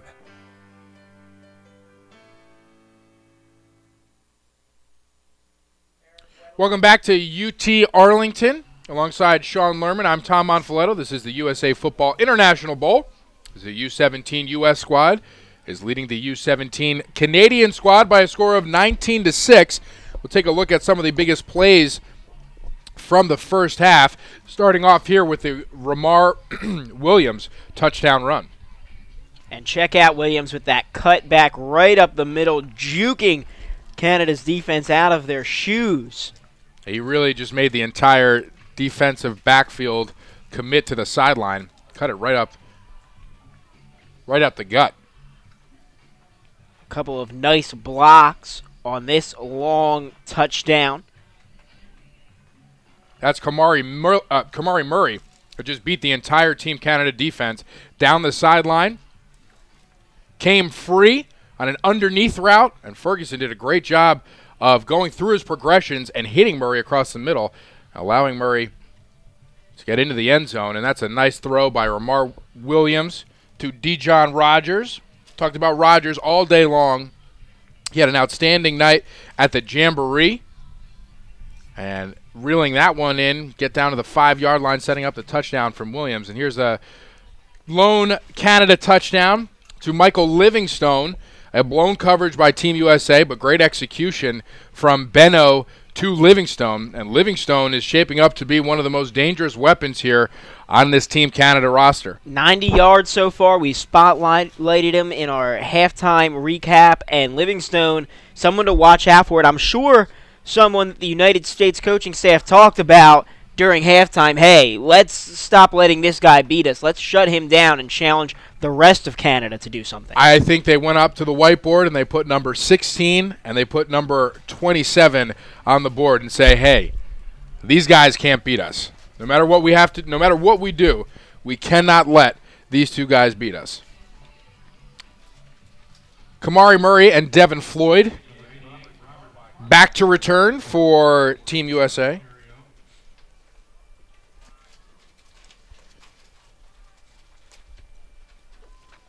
As we get set to start here, the second half of play in Game 1 of 3 here on Saturday. And Murray will field it at the 18. He's going to try to get it up the middle, and he does. Breaks a tackle at the 30, and now he tries to get to the outside. That's his favorite sideline. Cuts it back up, but a nice tackle by number 88, Robert Carmichael for Team Canada, but not before a 30-yard gain on the return for Kamari Murray, and Carmichael is the kicker for Team Canada. Murray with a really good return there, as there was not a ton of space to work with, but he found small holes, had a couple of nice moves, was able to pick up a lot of yardage and get the United States offense some nice starting field position here at the 49. And Ramar Williams back in at quarterback for Team USA. DeCastro in at tailback. This offense has really moved when Williams has been leading it. And it's good to see Forrest back in at center. He was shaken up a bit in the first half. Seems like he is fully recovered. DeCastro leaps over a defensive lineman and gains about 3. Damian Lombardi with the tackle. Here's that hurry up again.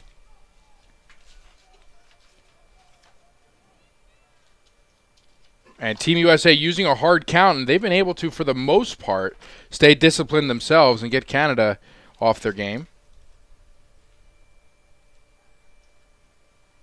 And Williams is going to take this himself. He'll break a tackle and get down to the 45-yard line, which will bring up a 3rd and 5 for Team USA.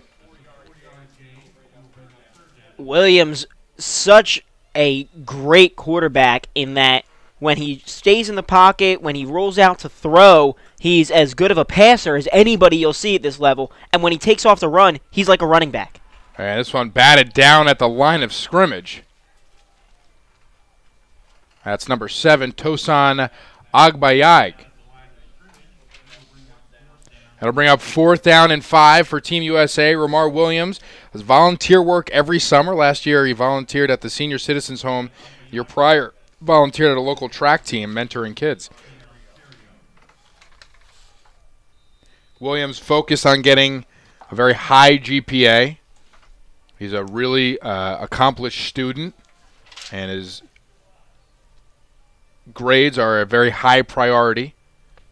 Says the people he'd most like to meet, President Barack Obama and Peyton Manning.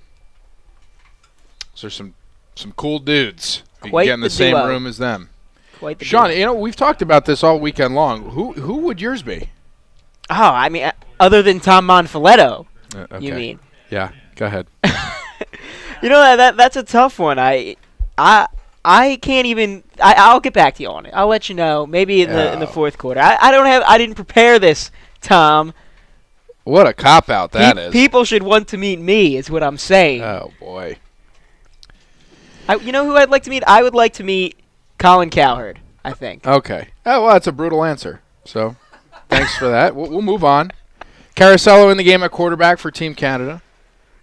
Javante Stanley joins him in the backfield. And the give is to Stanley. And Stanley creeps his way through the line of scrimmage. And he's brought down by number 21, David Camacho Jr., coming down from the safety position. They ran that fake end around to Rashawn Dagelman. So they've run that a couple times where they've actually handed the ball off to Dagelman. And this play to set up the opportunity for Stanley. We saw it work a little bit earlier with Metz. So they use Livingstone and they use Dagelman in motion a lot in their offense, whether it's to give them the ball or just open up some more space up the middle.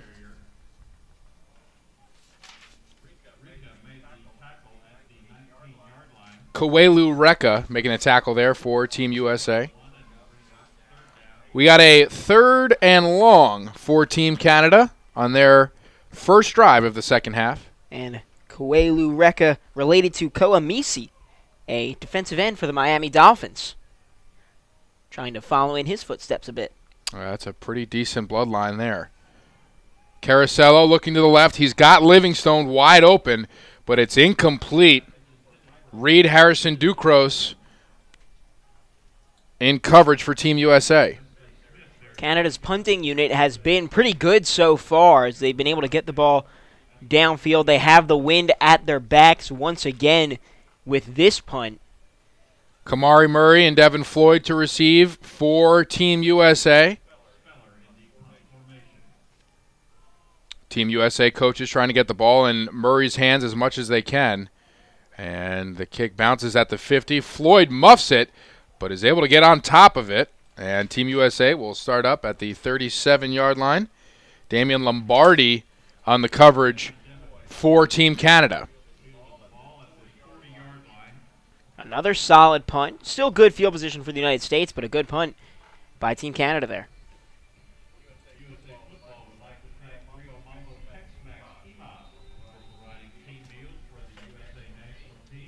Robert Ferguson will take the reins now at quarterback for Team USA. Ramar Williams getting a series, Ferguson getting a series. And Ronald DeCastro in the backfield once again for Team USA. Ferguson back to pass. And he will be taken down behind the line of scrimmage for a sack as both end rushers for Team Canada converged, and Kenneth Miller was the one who eventually brought him down. And it seems as though Ferguson has spent quite a bit of his time at quarterback evading defenders. There's been a little more pressure, it seems, when he's back there than when Williams has been back there. Job for DeJohn Rogers in the slot to Ferguson's right. And the give is to DeCastro. DeCastro fights his way back to the original line of scrimmage. It was Devin Floyd. They made a substitution. So Floyd gets it to about 3rd and 11. And that play may not have gained a ton of yardage, but those draw plays, what that does is it makes those blitzers think for just a split second more before they come at the quarterback, knowing the running back might still get the ball. Ferguson back to pass. He's got a receiver open, and he connects at the 45-yard line down to the 40 of Team Canada. Joshua Jacobs reeling it in for Team USA. This is an outstanding route at the bottom of your screen. We got a chance to look at it again as Team USA comes here in their hurry-up offense, utilizing it every time they make a big play. And we're going to take a quick look at the replay here as Ferguson fires a strike to Joshua Jacobs, who finds a seam in that defensive backfield, and the give is to Spite. Spite brought down at the 35-yard line for a gain of 5. So the Team USA offense is starting to roll here. Coming in with groups of substitutions. Humphreys back into the game for Team USA. And the give to Spite once again, and he is swallowed quite literally by Mitchell Thiel. Literally swallowed. Yeah, well, look at the size of Mitchell Thiel. He's a large, large man. He's a big, big boy. Pretty difficult to block, I would assume. Somebody that's going to have a pretty decent future in this here game of football.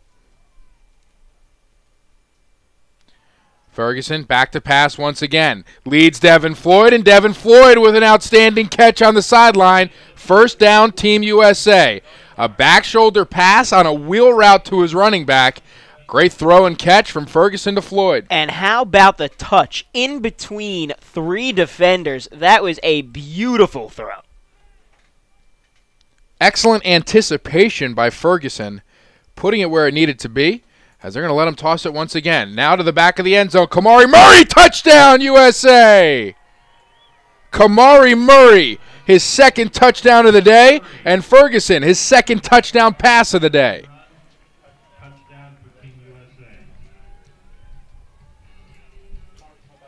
Two great tosses in a row there by Ferguson, trying to make a case for player of the game. I think both of them are. That's their 2nd connection. As we get to the touchdown pass here, and they're going to go for 2. So we'll cut out of the replay and we'll go to live action. We'll show you that in just a second. And the give is to Floyd. And Floyd, after the great catch to set up the touchdown, gets into the end zone for a 2-point conversion. And when we get a chance, we'll take a look at the touchdown reception to Kamari Murray, which is a similar pass to the one he just threw to Devin Floyd. Another back shoulder pass here, Sean, and a really athletic play by Murray. And Ferguson putting it right on the money. Really smooth route running by Kamari Murray. Absolutely. Great route. Really good throw over that back shoulder. Really just great connection between these 2 guys. So Team USA now takes a 27-6 lead. They are in full control of this game. Don't forget, ladies and gentlemen, we have a 4 o'clock game between the 2nd U-17 team for Team USA and Team Canada. So we have another U-17 matchup coming up at 4. Sean Lerman will have the call alongside Lincoln Rose, and then Lincoln Rose and I will bring you the U-18 game, which will be held at 7 o'clock. All games, all weekend long, have been held at the University of Texas Arlington here at Maverick Stadium. As Lincoln described last night, this has been the venue for a lot of high school football almost every Friday night in the fall. And Metz on the return. He is brought down immediately after bobbling the return. Jack Fording, 5'11", 210-pound, imposing linebacker from South Lake Christian in Davidson, North Carolina, on the tackle for Team USA. Connor Carasello back into the game for Team Canada.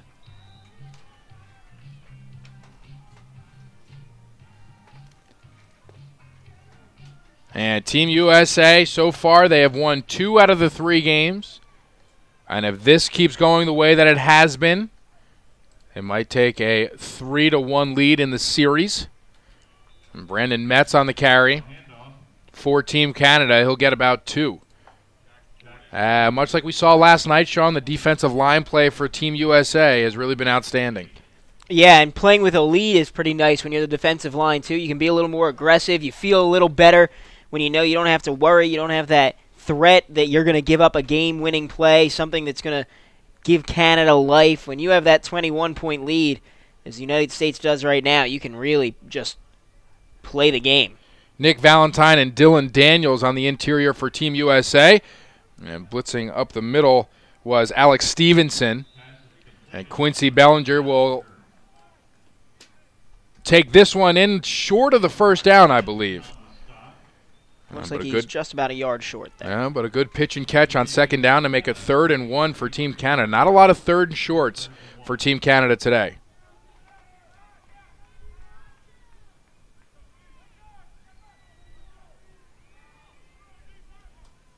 So Metz will join Carasello in the backfield. And Carasello will keep it. And he's being chased. He's going to throw down to the sideline, and it is complete to Quincy Bellinger once again. A well-executed play by Carasello, who kept it long enough to bring a couple of defenders off of Bellinger and to free up his receiver. And just nails him down on the sideline. That was a really nice play fake, and that gave him the extra time he needed to get the ball out and past the first down marker.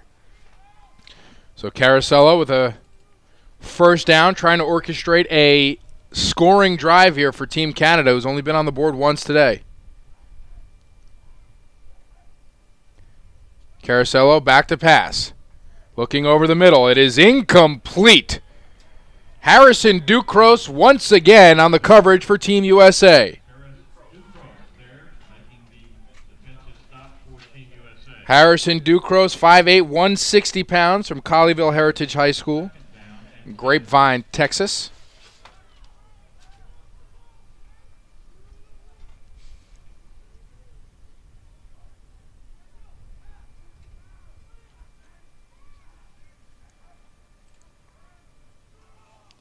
And a draw play to Brandon Metz gets about 3.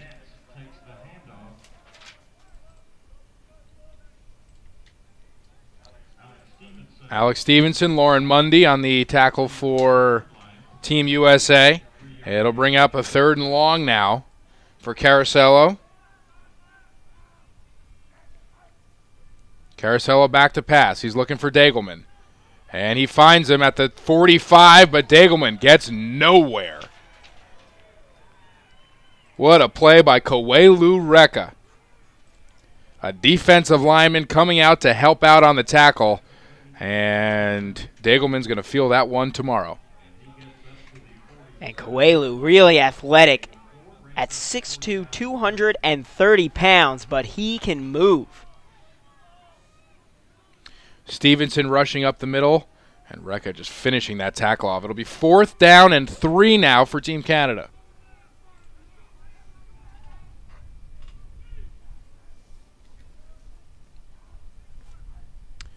Carasello back to pass. Looking down to the right sideline, and he throws it a little bit behind his receiver. That was Dagelman once again. and it'll fall incomplete, and Team USA will take over on downs. And I think that's a catchable ball. That's when you have to reel in on 4th down when you need to get back into the game. That's such a huge opportunity to get back into it, but instead it'll be U.S. ball. I think so too, Sean. I think it was a little bit behind Dagelman, but I think that catch has to be made. I'm really impressed with Caracello on that drive, making some plays for Team Canada. Robert Ferguson back in the game for Team USA, going with the hot hand here. Looks like they'll continue their hurry-up offense, joined by Floyd, it looks like, in the backfield. Ferguson stepping up in the pocket, and he will not avoid the pressure from number 95, Kenneth Miller, for Team Canada.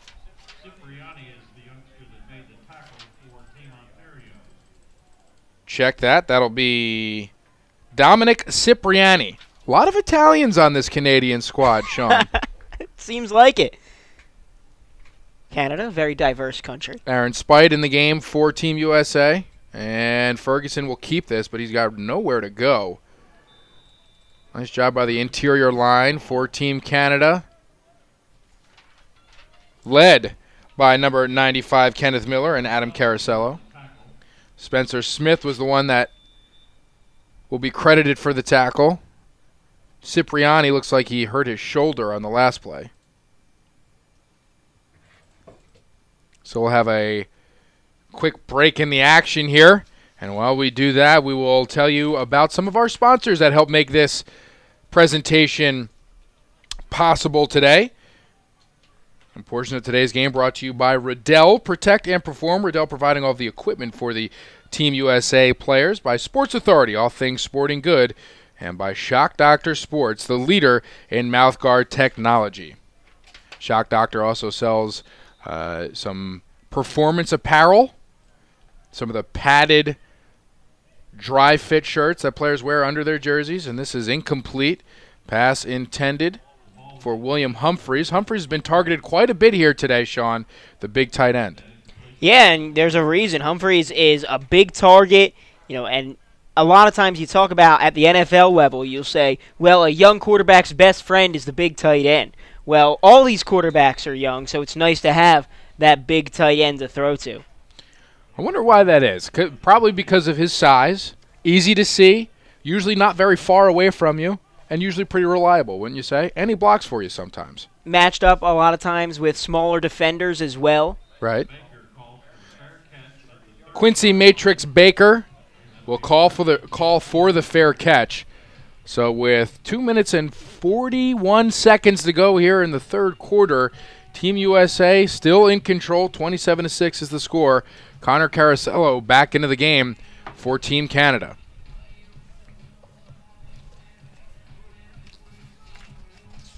Head coach for Team Canada is Bill Brown, who's currently the Special Forces Coordinator and Director of Recruiting and Football Development for the Guelph Gryphons.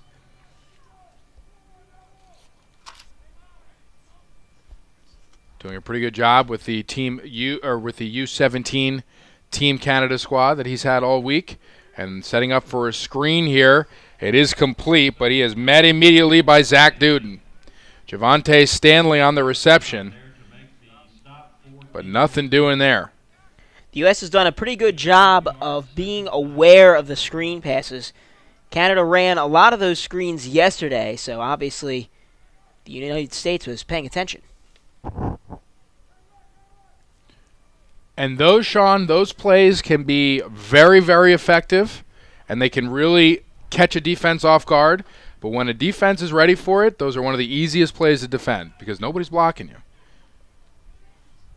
Bellinger breaks a tackle, and it'll be 3rd and 5 for Team 3rd and about 6. He's brought down by David Camacho Jr. Camacho Jr. racking up some of the tackles today in the stat sheet. Camacho Jr. really having a great game. He has at least 6 or 7 tackles, it seems. He's been all over the field. He's been making plays downfield in the secondary. He's come up and made stops behind the line of scrimmage, and then also the kicking and punting duties. He's done a great job. Caracello back to pass, looking to his right. Got a man open, underthrows him. Incomplete. That'll bring up 4th and 7. Pass intended for Rushan Degelman.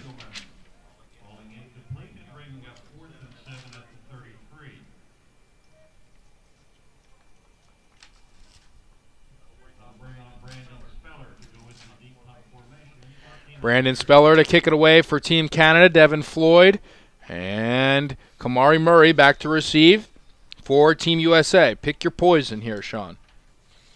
Kamari Murray's done a really good job, but, I mean, Floyd, the way he's run the ball, he could return it just as well. And they won't allow either of them to do it as Speller kicks it out of bounds.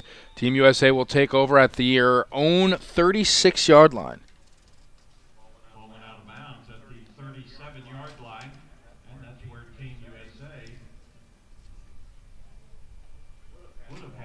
And there is a flag on the play.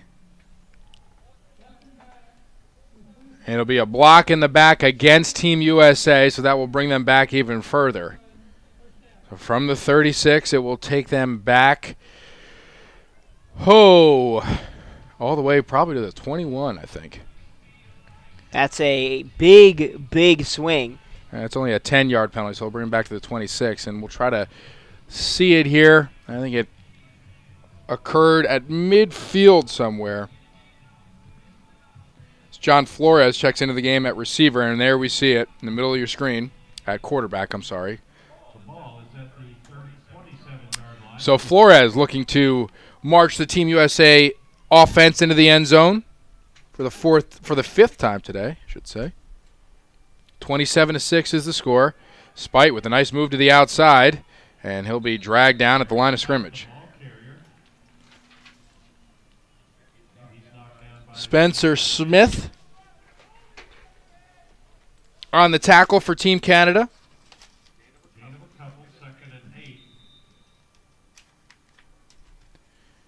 So it'll be 2nd and long for Team USA. Corners back off the USA receivers. And this is incomplete, intended for DeCastro, but there was absolutely nothing doing there. And that was a quick reaction from quarterback John Flores, where I'm sure if he had another opportunity to do that, he probably would have eaten it and maybe just tried to rush up the middle. But there was nothing doing there. He had a linebacker and a defensive end ready to pounce. And this one goes for no gain. So it'll be 4th and long for Team USA. Brought down by Mitchell Thiel. And this is not a very productive drive for Team USA as 20 seconds tick off the clock here in the 3rd quarter. No, but I think that's more a credit to Canada's defense on this drive than it is a negative for the offense. The defense for Canada has really made some adjustments here and played well. So Team Canada trying to fight and claw their way back into this game as Team USA will let the clock run out in the 3rd quarter. They have a 21-point lead. I was about to say 19. My goodness, I'm getting rusty in my mathematics. 27-6 is the score. The U-17 Team USA is leading Team Canada, and we'll be back right after these important messages. NFL Flag, powered by USA Football, is an exciting way to get into the game. NFL Flag is fun and fast-paced, emphasizing football, fitness, fundamentals, teamwork, and sportsmanship. Leagues are easy to start and open to both boys and girls ages 5 to 17. All NFL Flag players receive a USA Football membership as well as an official NFL team jersey, flag set, and insurance, an incredible value. Coaches receive a USA Football membership and insurance as well. So sign up now to become a better player and have fun with NFL Flag. And the punt from Camacho is fielded by number 6, Quinn Matrix Baker. And Baker gets about 7 on the return.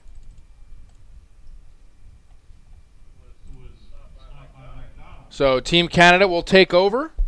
Zachary Beno in at quarterback. Seeing if he can use his arm to find some of these open Canadian receivers.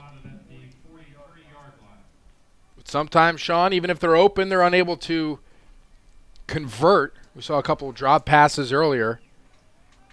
And a pretty important drive for Team Canada. Yeah, especially on that fourth down. That drop at the end of that drive was absolutely killer. Canada will really have to hustle to get back into it now in the fourth. Metz has some room to run, but McDonald is right there to catch him.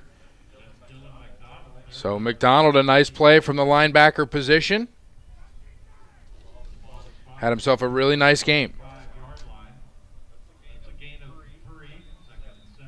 McDonald goes to DePaul Catholic in Parsippany, New Jersey. I mentioned that conference last night, Sean. That's the conference that has Bergen Catholic, Paramus Catholic, Don Bosco Prep, St. Peter's Prep, where Jonathan Hilleman went to high school, the BC-headed running back who we saw last night in the U-19 game. So some really good football up there in North Jersey. Oh, yeah, some absolute studs. Benno with the pass to the sideline, and McDonald with another tackle. Brought in by Brandon Speller.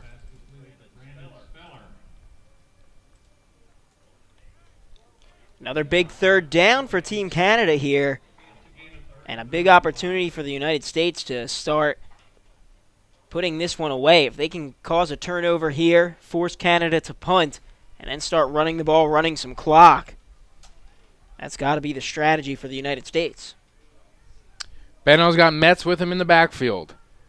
And it looks like they drew the U.S. offsides. They did. This will be a free play, and it will be incomplete.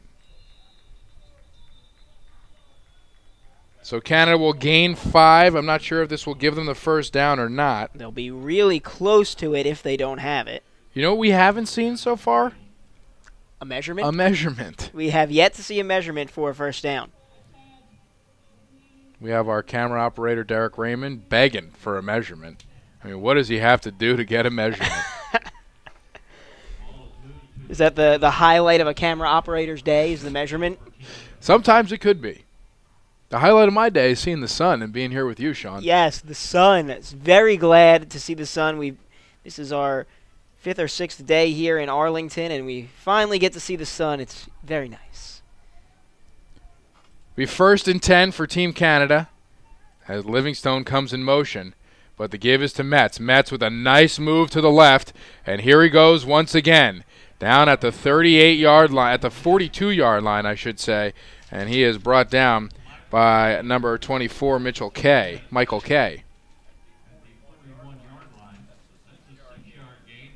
Felt like only a 6-yard gain, but yeah, I was gonna say it felt like a lot of work for a 6-yard gain. A great effort by Metz.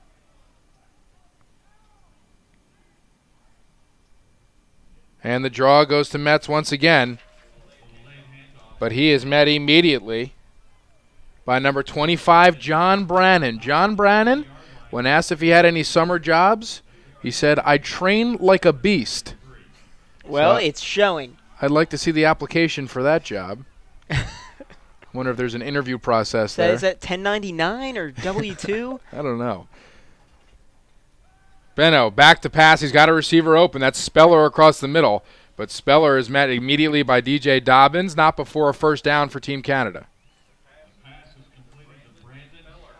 Canada finally putting some things together offensively, a few positive plays in a row. So Benno at the helm for Team Canada, leading them down the field in one of their more successful drives of the day. And he'll keep it off the left side. And coming up to make a nice tackle is Michael Kay once again. Looks like just about a 1 or 2 yard gain there. Michael Kay from Greenbrier High School in Evans, Georgia. He's a sophomore, standout sophomore.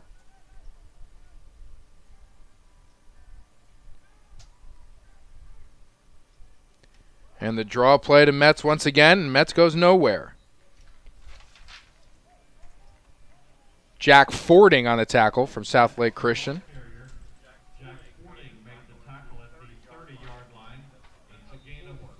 Jack Fording with the size of a defensive tackle, but the quickness of a linebacker. And another guy out of South Lake Christian who's produced a litany of outstanding football players, and I think we're going to have a holding penalty here. Benno was looking for Brandon Metz and couldn't find him, so tried to reverse field, and I think it did create the opportunity for a hold on Team Canada. And we'll see what the flags are. There are a couple flags that came in at the end of the play as the pass was complete to Quincy Bellinger.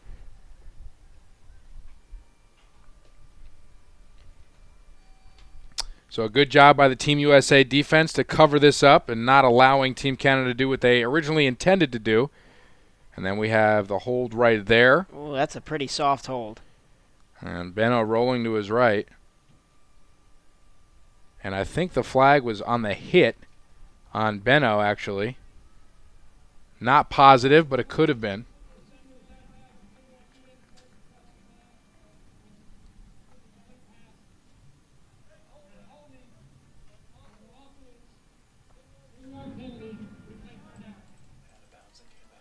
Okay, so the receiver went out of bounds and came back in.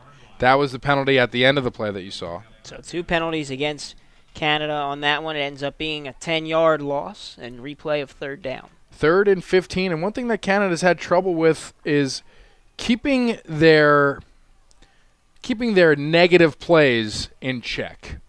Do you see what I'm saying? Absolutely. You know, they've had a hard time with that. They have a bad play, and then the next one's going to be bad as well. And a catch made over the middle by Brandon Metz. A nice diving grab by the tailback who was split out wide there. So Metz, a formidable weapon here for Team Canada. I think I just mean more so that their bad plays have been really bad. So it's not like just a loss of 2. It's a loss of 15 when they're really driving. And this one will fall incomplete. Colin Dowling and Dylan Daniels on the play for Team USA. And it's a turnover on downs. Great job by the United States defense to hold on strong there. Dylan Daniels, 6'3", 220 pounds, out of Crowley High School in Crowley, Texas. Looking to extend his future, just like so many other USA football alumni. And the USA Football Alumni Spotlight is brought to you by Upper Deck.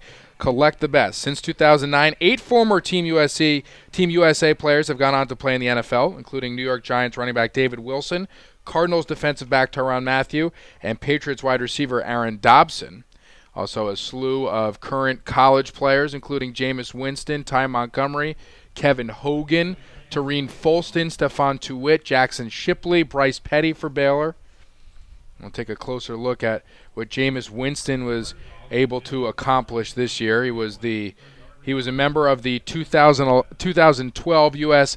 Under-19 team here at the International Bowl, and he was a Heisman Trophy winner this year, as well as the national champion in his redshirt freshman year at Florida State. So really took the world by storm after competing in the International Bowl just a couple of years ago.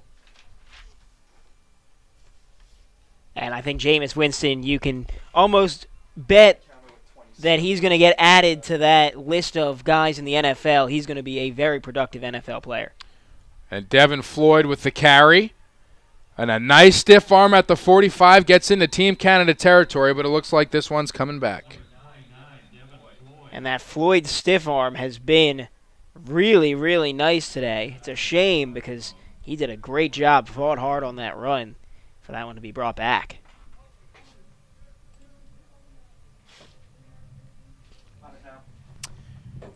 Tanner Holcomb called for the hold for Team USA, the 6'3", 250-pound offensive lineman from South Paulding High School in Hiram, Georgia.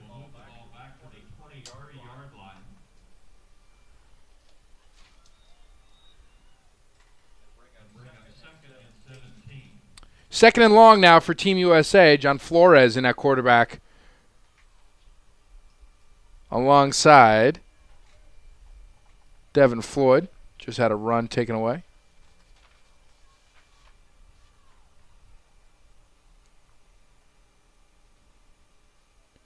Flores rolls to his right, gets a nice block from Floyd, finds a receiver down the right sideline, and a nice completion and a nice gain there.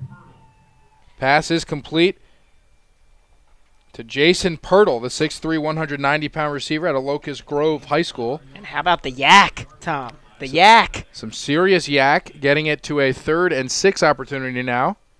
A 9-yard gain.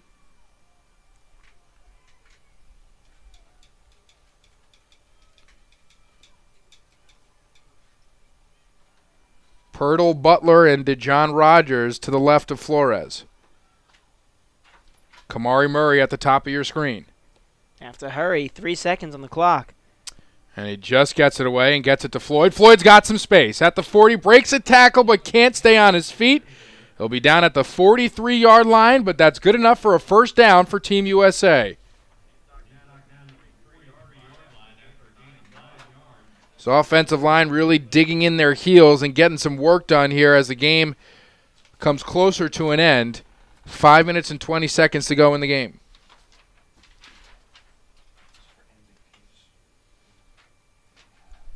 Portions of today's game brought to you by St. Vincent Sports Performance, defining sports performance, by Stubbs Legendary Barbecue Sauce, made right with all natural gluten-free ingredients, and by Marriott, the official hotel partner of USA Football.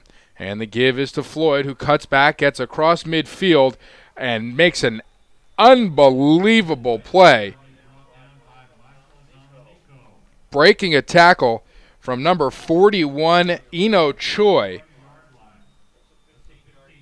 Just kind of angrily pushed him away with his legs. He does run angry. Devin Floyd, only 5'7", 160 pounds, from Riverside, California, but is running like a giant today.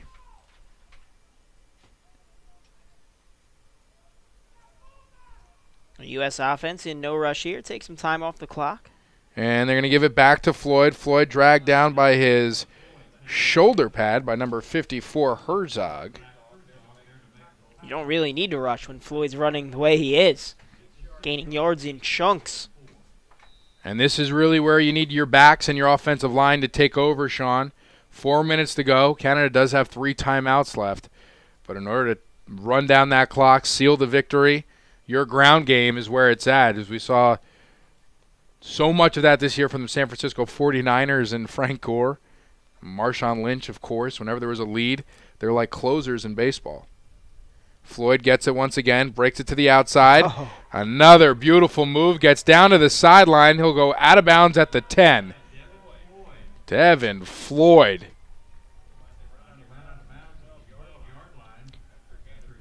Devin Floyd is doing some work, Tom. 25-yard gain from the line of scrimmage, and he is doing all that he can to wrap this up for Team USA.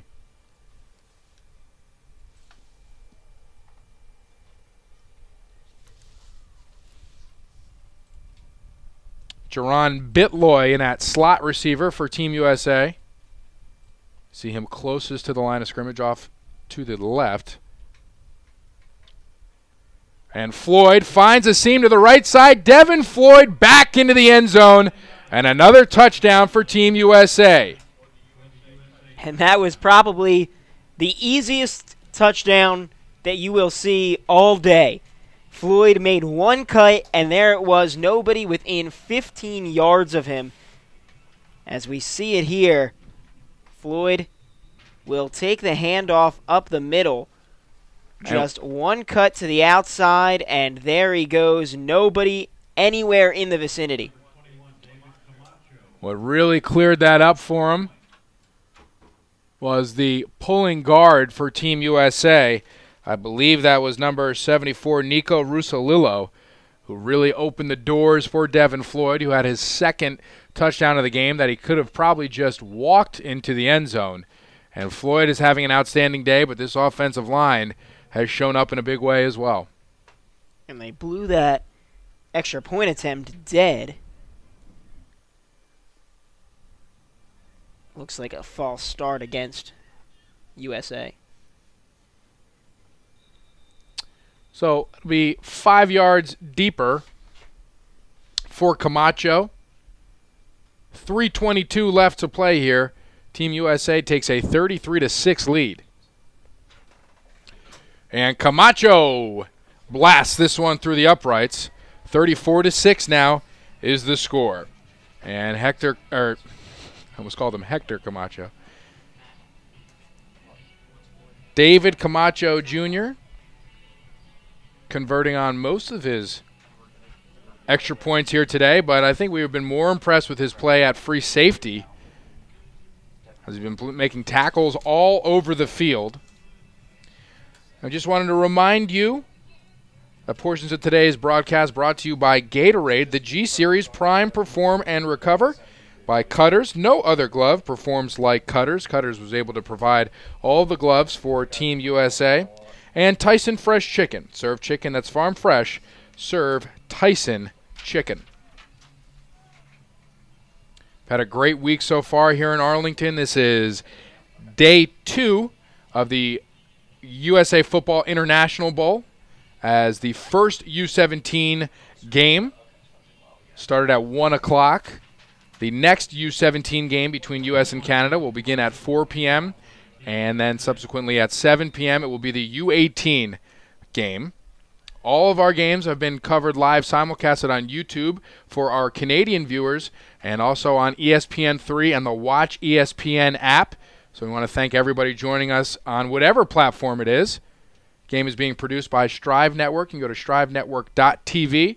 Follow us on Twitter at strive_network.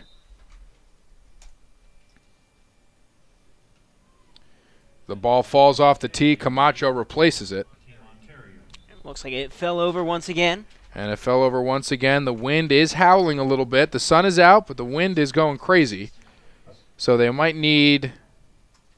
Looks like we'll have a holder. DJ Dobbins to come in and hold it. Now, you know what I was always curious about, Sean? Does this change? Because everybody has a certain lane assignment and a certain priority on the kickoff team. Now, does this change the responsibility for the kickoff team when you have a holder come in to hold it? Well, I think what we're going to see is the ball is going to get kicked to the left side of the field to kind of lessen that responsibility by the right side. And this will go out of bounds, as Team Canada will have the option to re-kick or take the penalty. And we've been staying all week at the beautiful Marriott in the DFW Airport South Marriott. Have been nice enough to put us up in their beautiful amenities and transforming breakfasts. Oh, very delicious breakfast. That buffet, my goodness. And nothing like a good night's sleep. Portions of today's game are brought to you by Marriott, the official hotel partner and VIP hospitality sponsor of USA Football and the U.S. National Football Team. So a big special thanks to Marriott for their support of USA Football and the national team program. Caracello in the game at quarterback for Team Canada. Hands it off to Stanley. Stanley off the left side and gets a first down for Team Canada.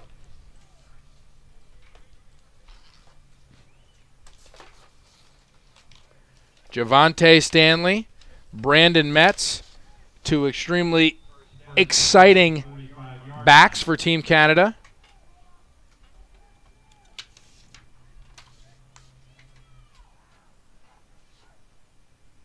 Caracello back to pass. Throws to his right. Speller can't come up with it, and it'll be incomplete. That was a dangerous way of not catching the ball. Usually you see a guy doesn't catch it, it hits the ground. That one was up in the air for a little while. I think he might have heard the footsteps of big Ezra Rice, the 6'1", 240-pound defensive lineman out of DePaul Catholic in New Jersey. How about these defensive linemen making plays all over the place, not just in the backfield, not just on the running backs, but defensive linemen making plays on wide receivers. Outstanding. Rice and McDonald, both teammates at DePaul Catholic.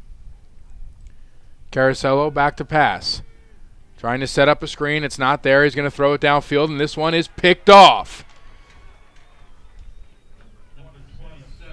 Wesley Smith with the interception of Caracello's pass, and it'll be Team USA Football now. And if this one wasn't already done, I think that'll just about do it. USA, with just another couple first downs, should be able to end this one, even though Canada has all 3 timeouts. Wesley Smith in the right place at the right time, comes up with the pick, a little bit underthrown there by Caracello, and he's able to get to the sideline, but forced out of bounds before he can make anything more of it. And a nice play by Wesley Smith, the strong safety for Team USA.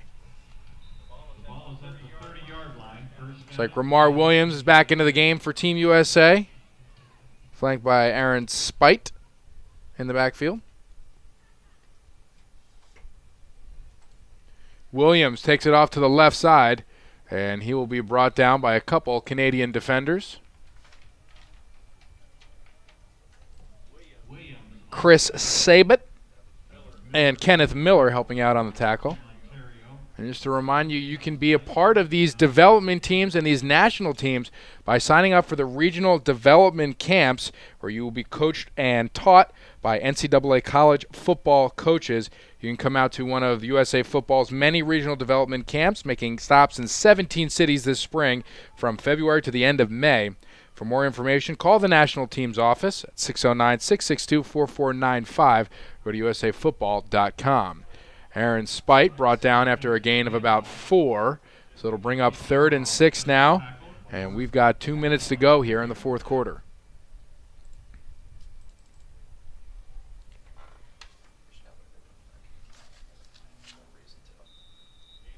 About 3 yards on the play, 3rd and 7.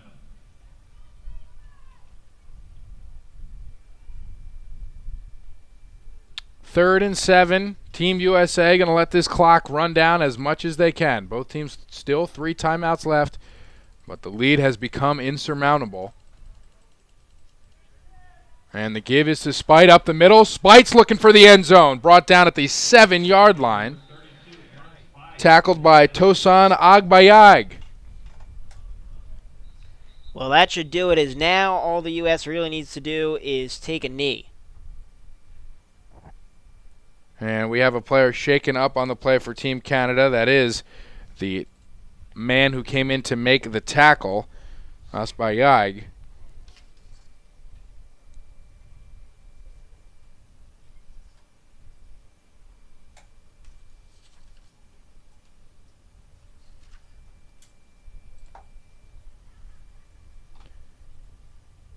Kind of an unfortunate circumstance to happen this late in the game.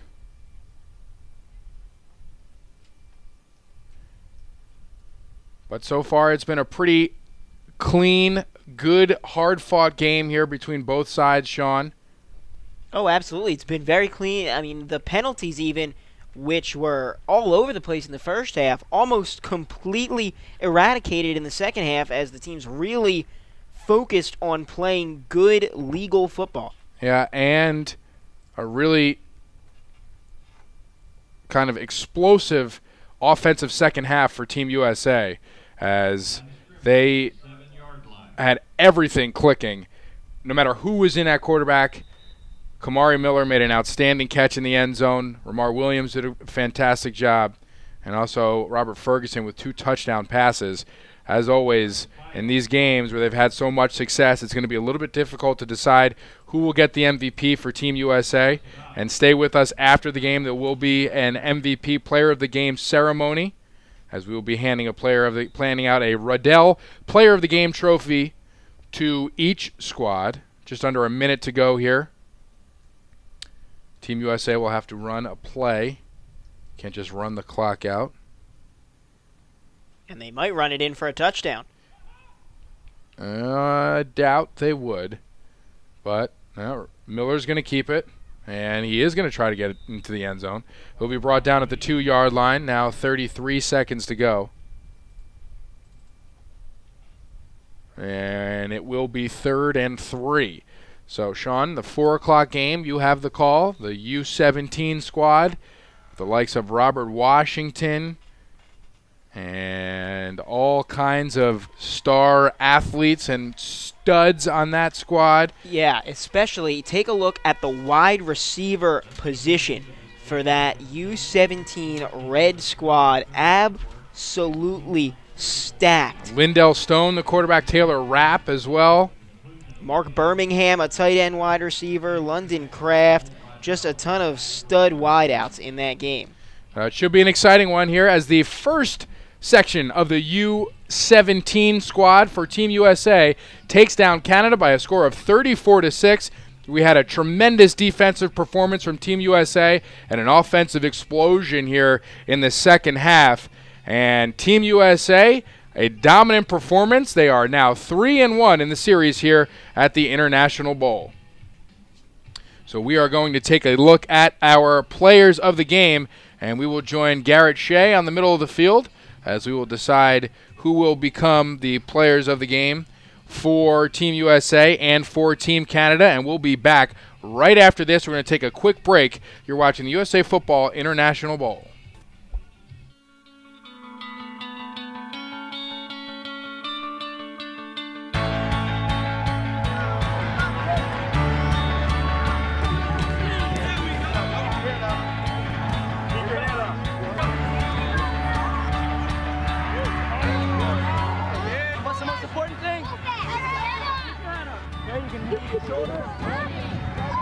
Driving for about 2 yards. Okay, you guys ready?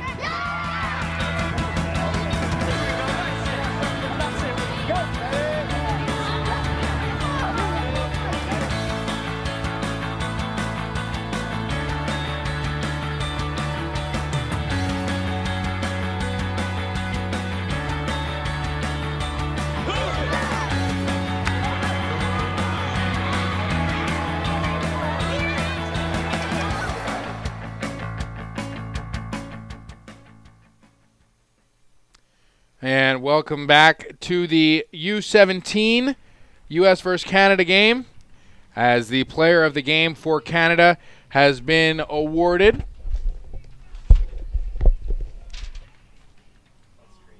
Michael Livingstone will get the player of the game for Team Canada with a receiving touchdown, a couple of carries, and an outstanding catch, one-handed catch on the sideline for Team Canada. And Livingstone, certainly not a surprise, had a great game. And Devin Floyd will take home the MVP. Well-deserved. Devin Floyd, the running back, with 2 touchdowns in today's game. 123 yards on 16 carries. Also added 4 catches for 47 yards. So Devin Floyd and Michael Livingstone, your Riddell players of the game. So a lot of people to choose from. Sean, do you think it was warranted for Devin Floyd to get it? I think so. I mean, 170 total yards of offense. Hard to go unnoticed. It seemed like every time he got the ball, he was running for big yardage. And it wasn't just running for big yards on 1st and 2nd down in running situations. He was getting it done on 3rd down and 7. They could give him the ball, and he'd bust through for a 10-yard first down. Like you said, his vision really led the way for him today. His big offensive line cleared some paths for him, but then he did the rest. He had a nice catch on the sideline that set up another beautiful catch by Kamari Murray in the end zone, and really this offense went through him, I think, all game long today. The quarterbacks did a fantastic job. Williams, Flores, Ferguson, Kamari Murray also probably in the talks for MVP with 2 touchdowns himself, but an outstanding, complete effort by this U-17 USA squad. Absolutely. Just a great game in every facet. Stay tuned for the 4 o'clock version of the U-17s playing Team Canada here at UT-Arlington live from Maverick Stadium. Thanks so much for tuning in. We will be back in about 30 minutes.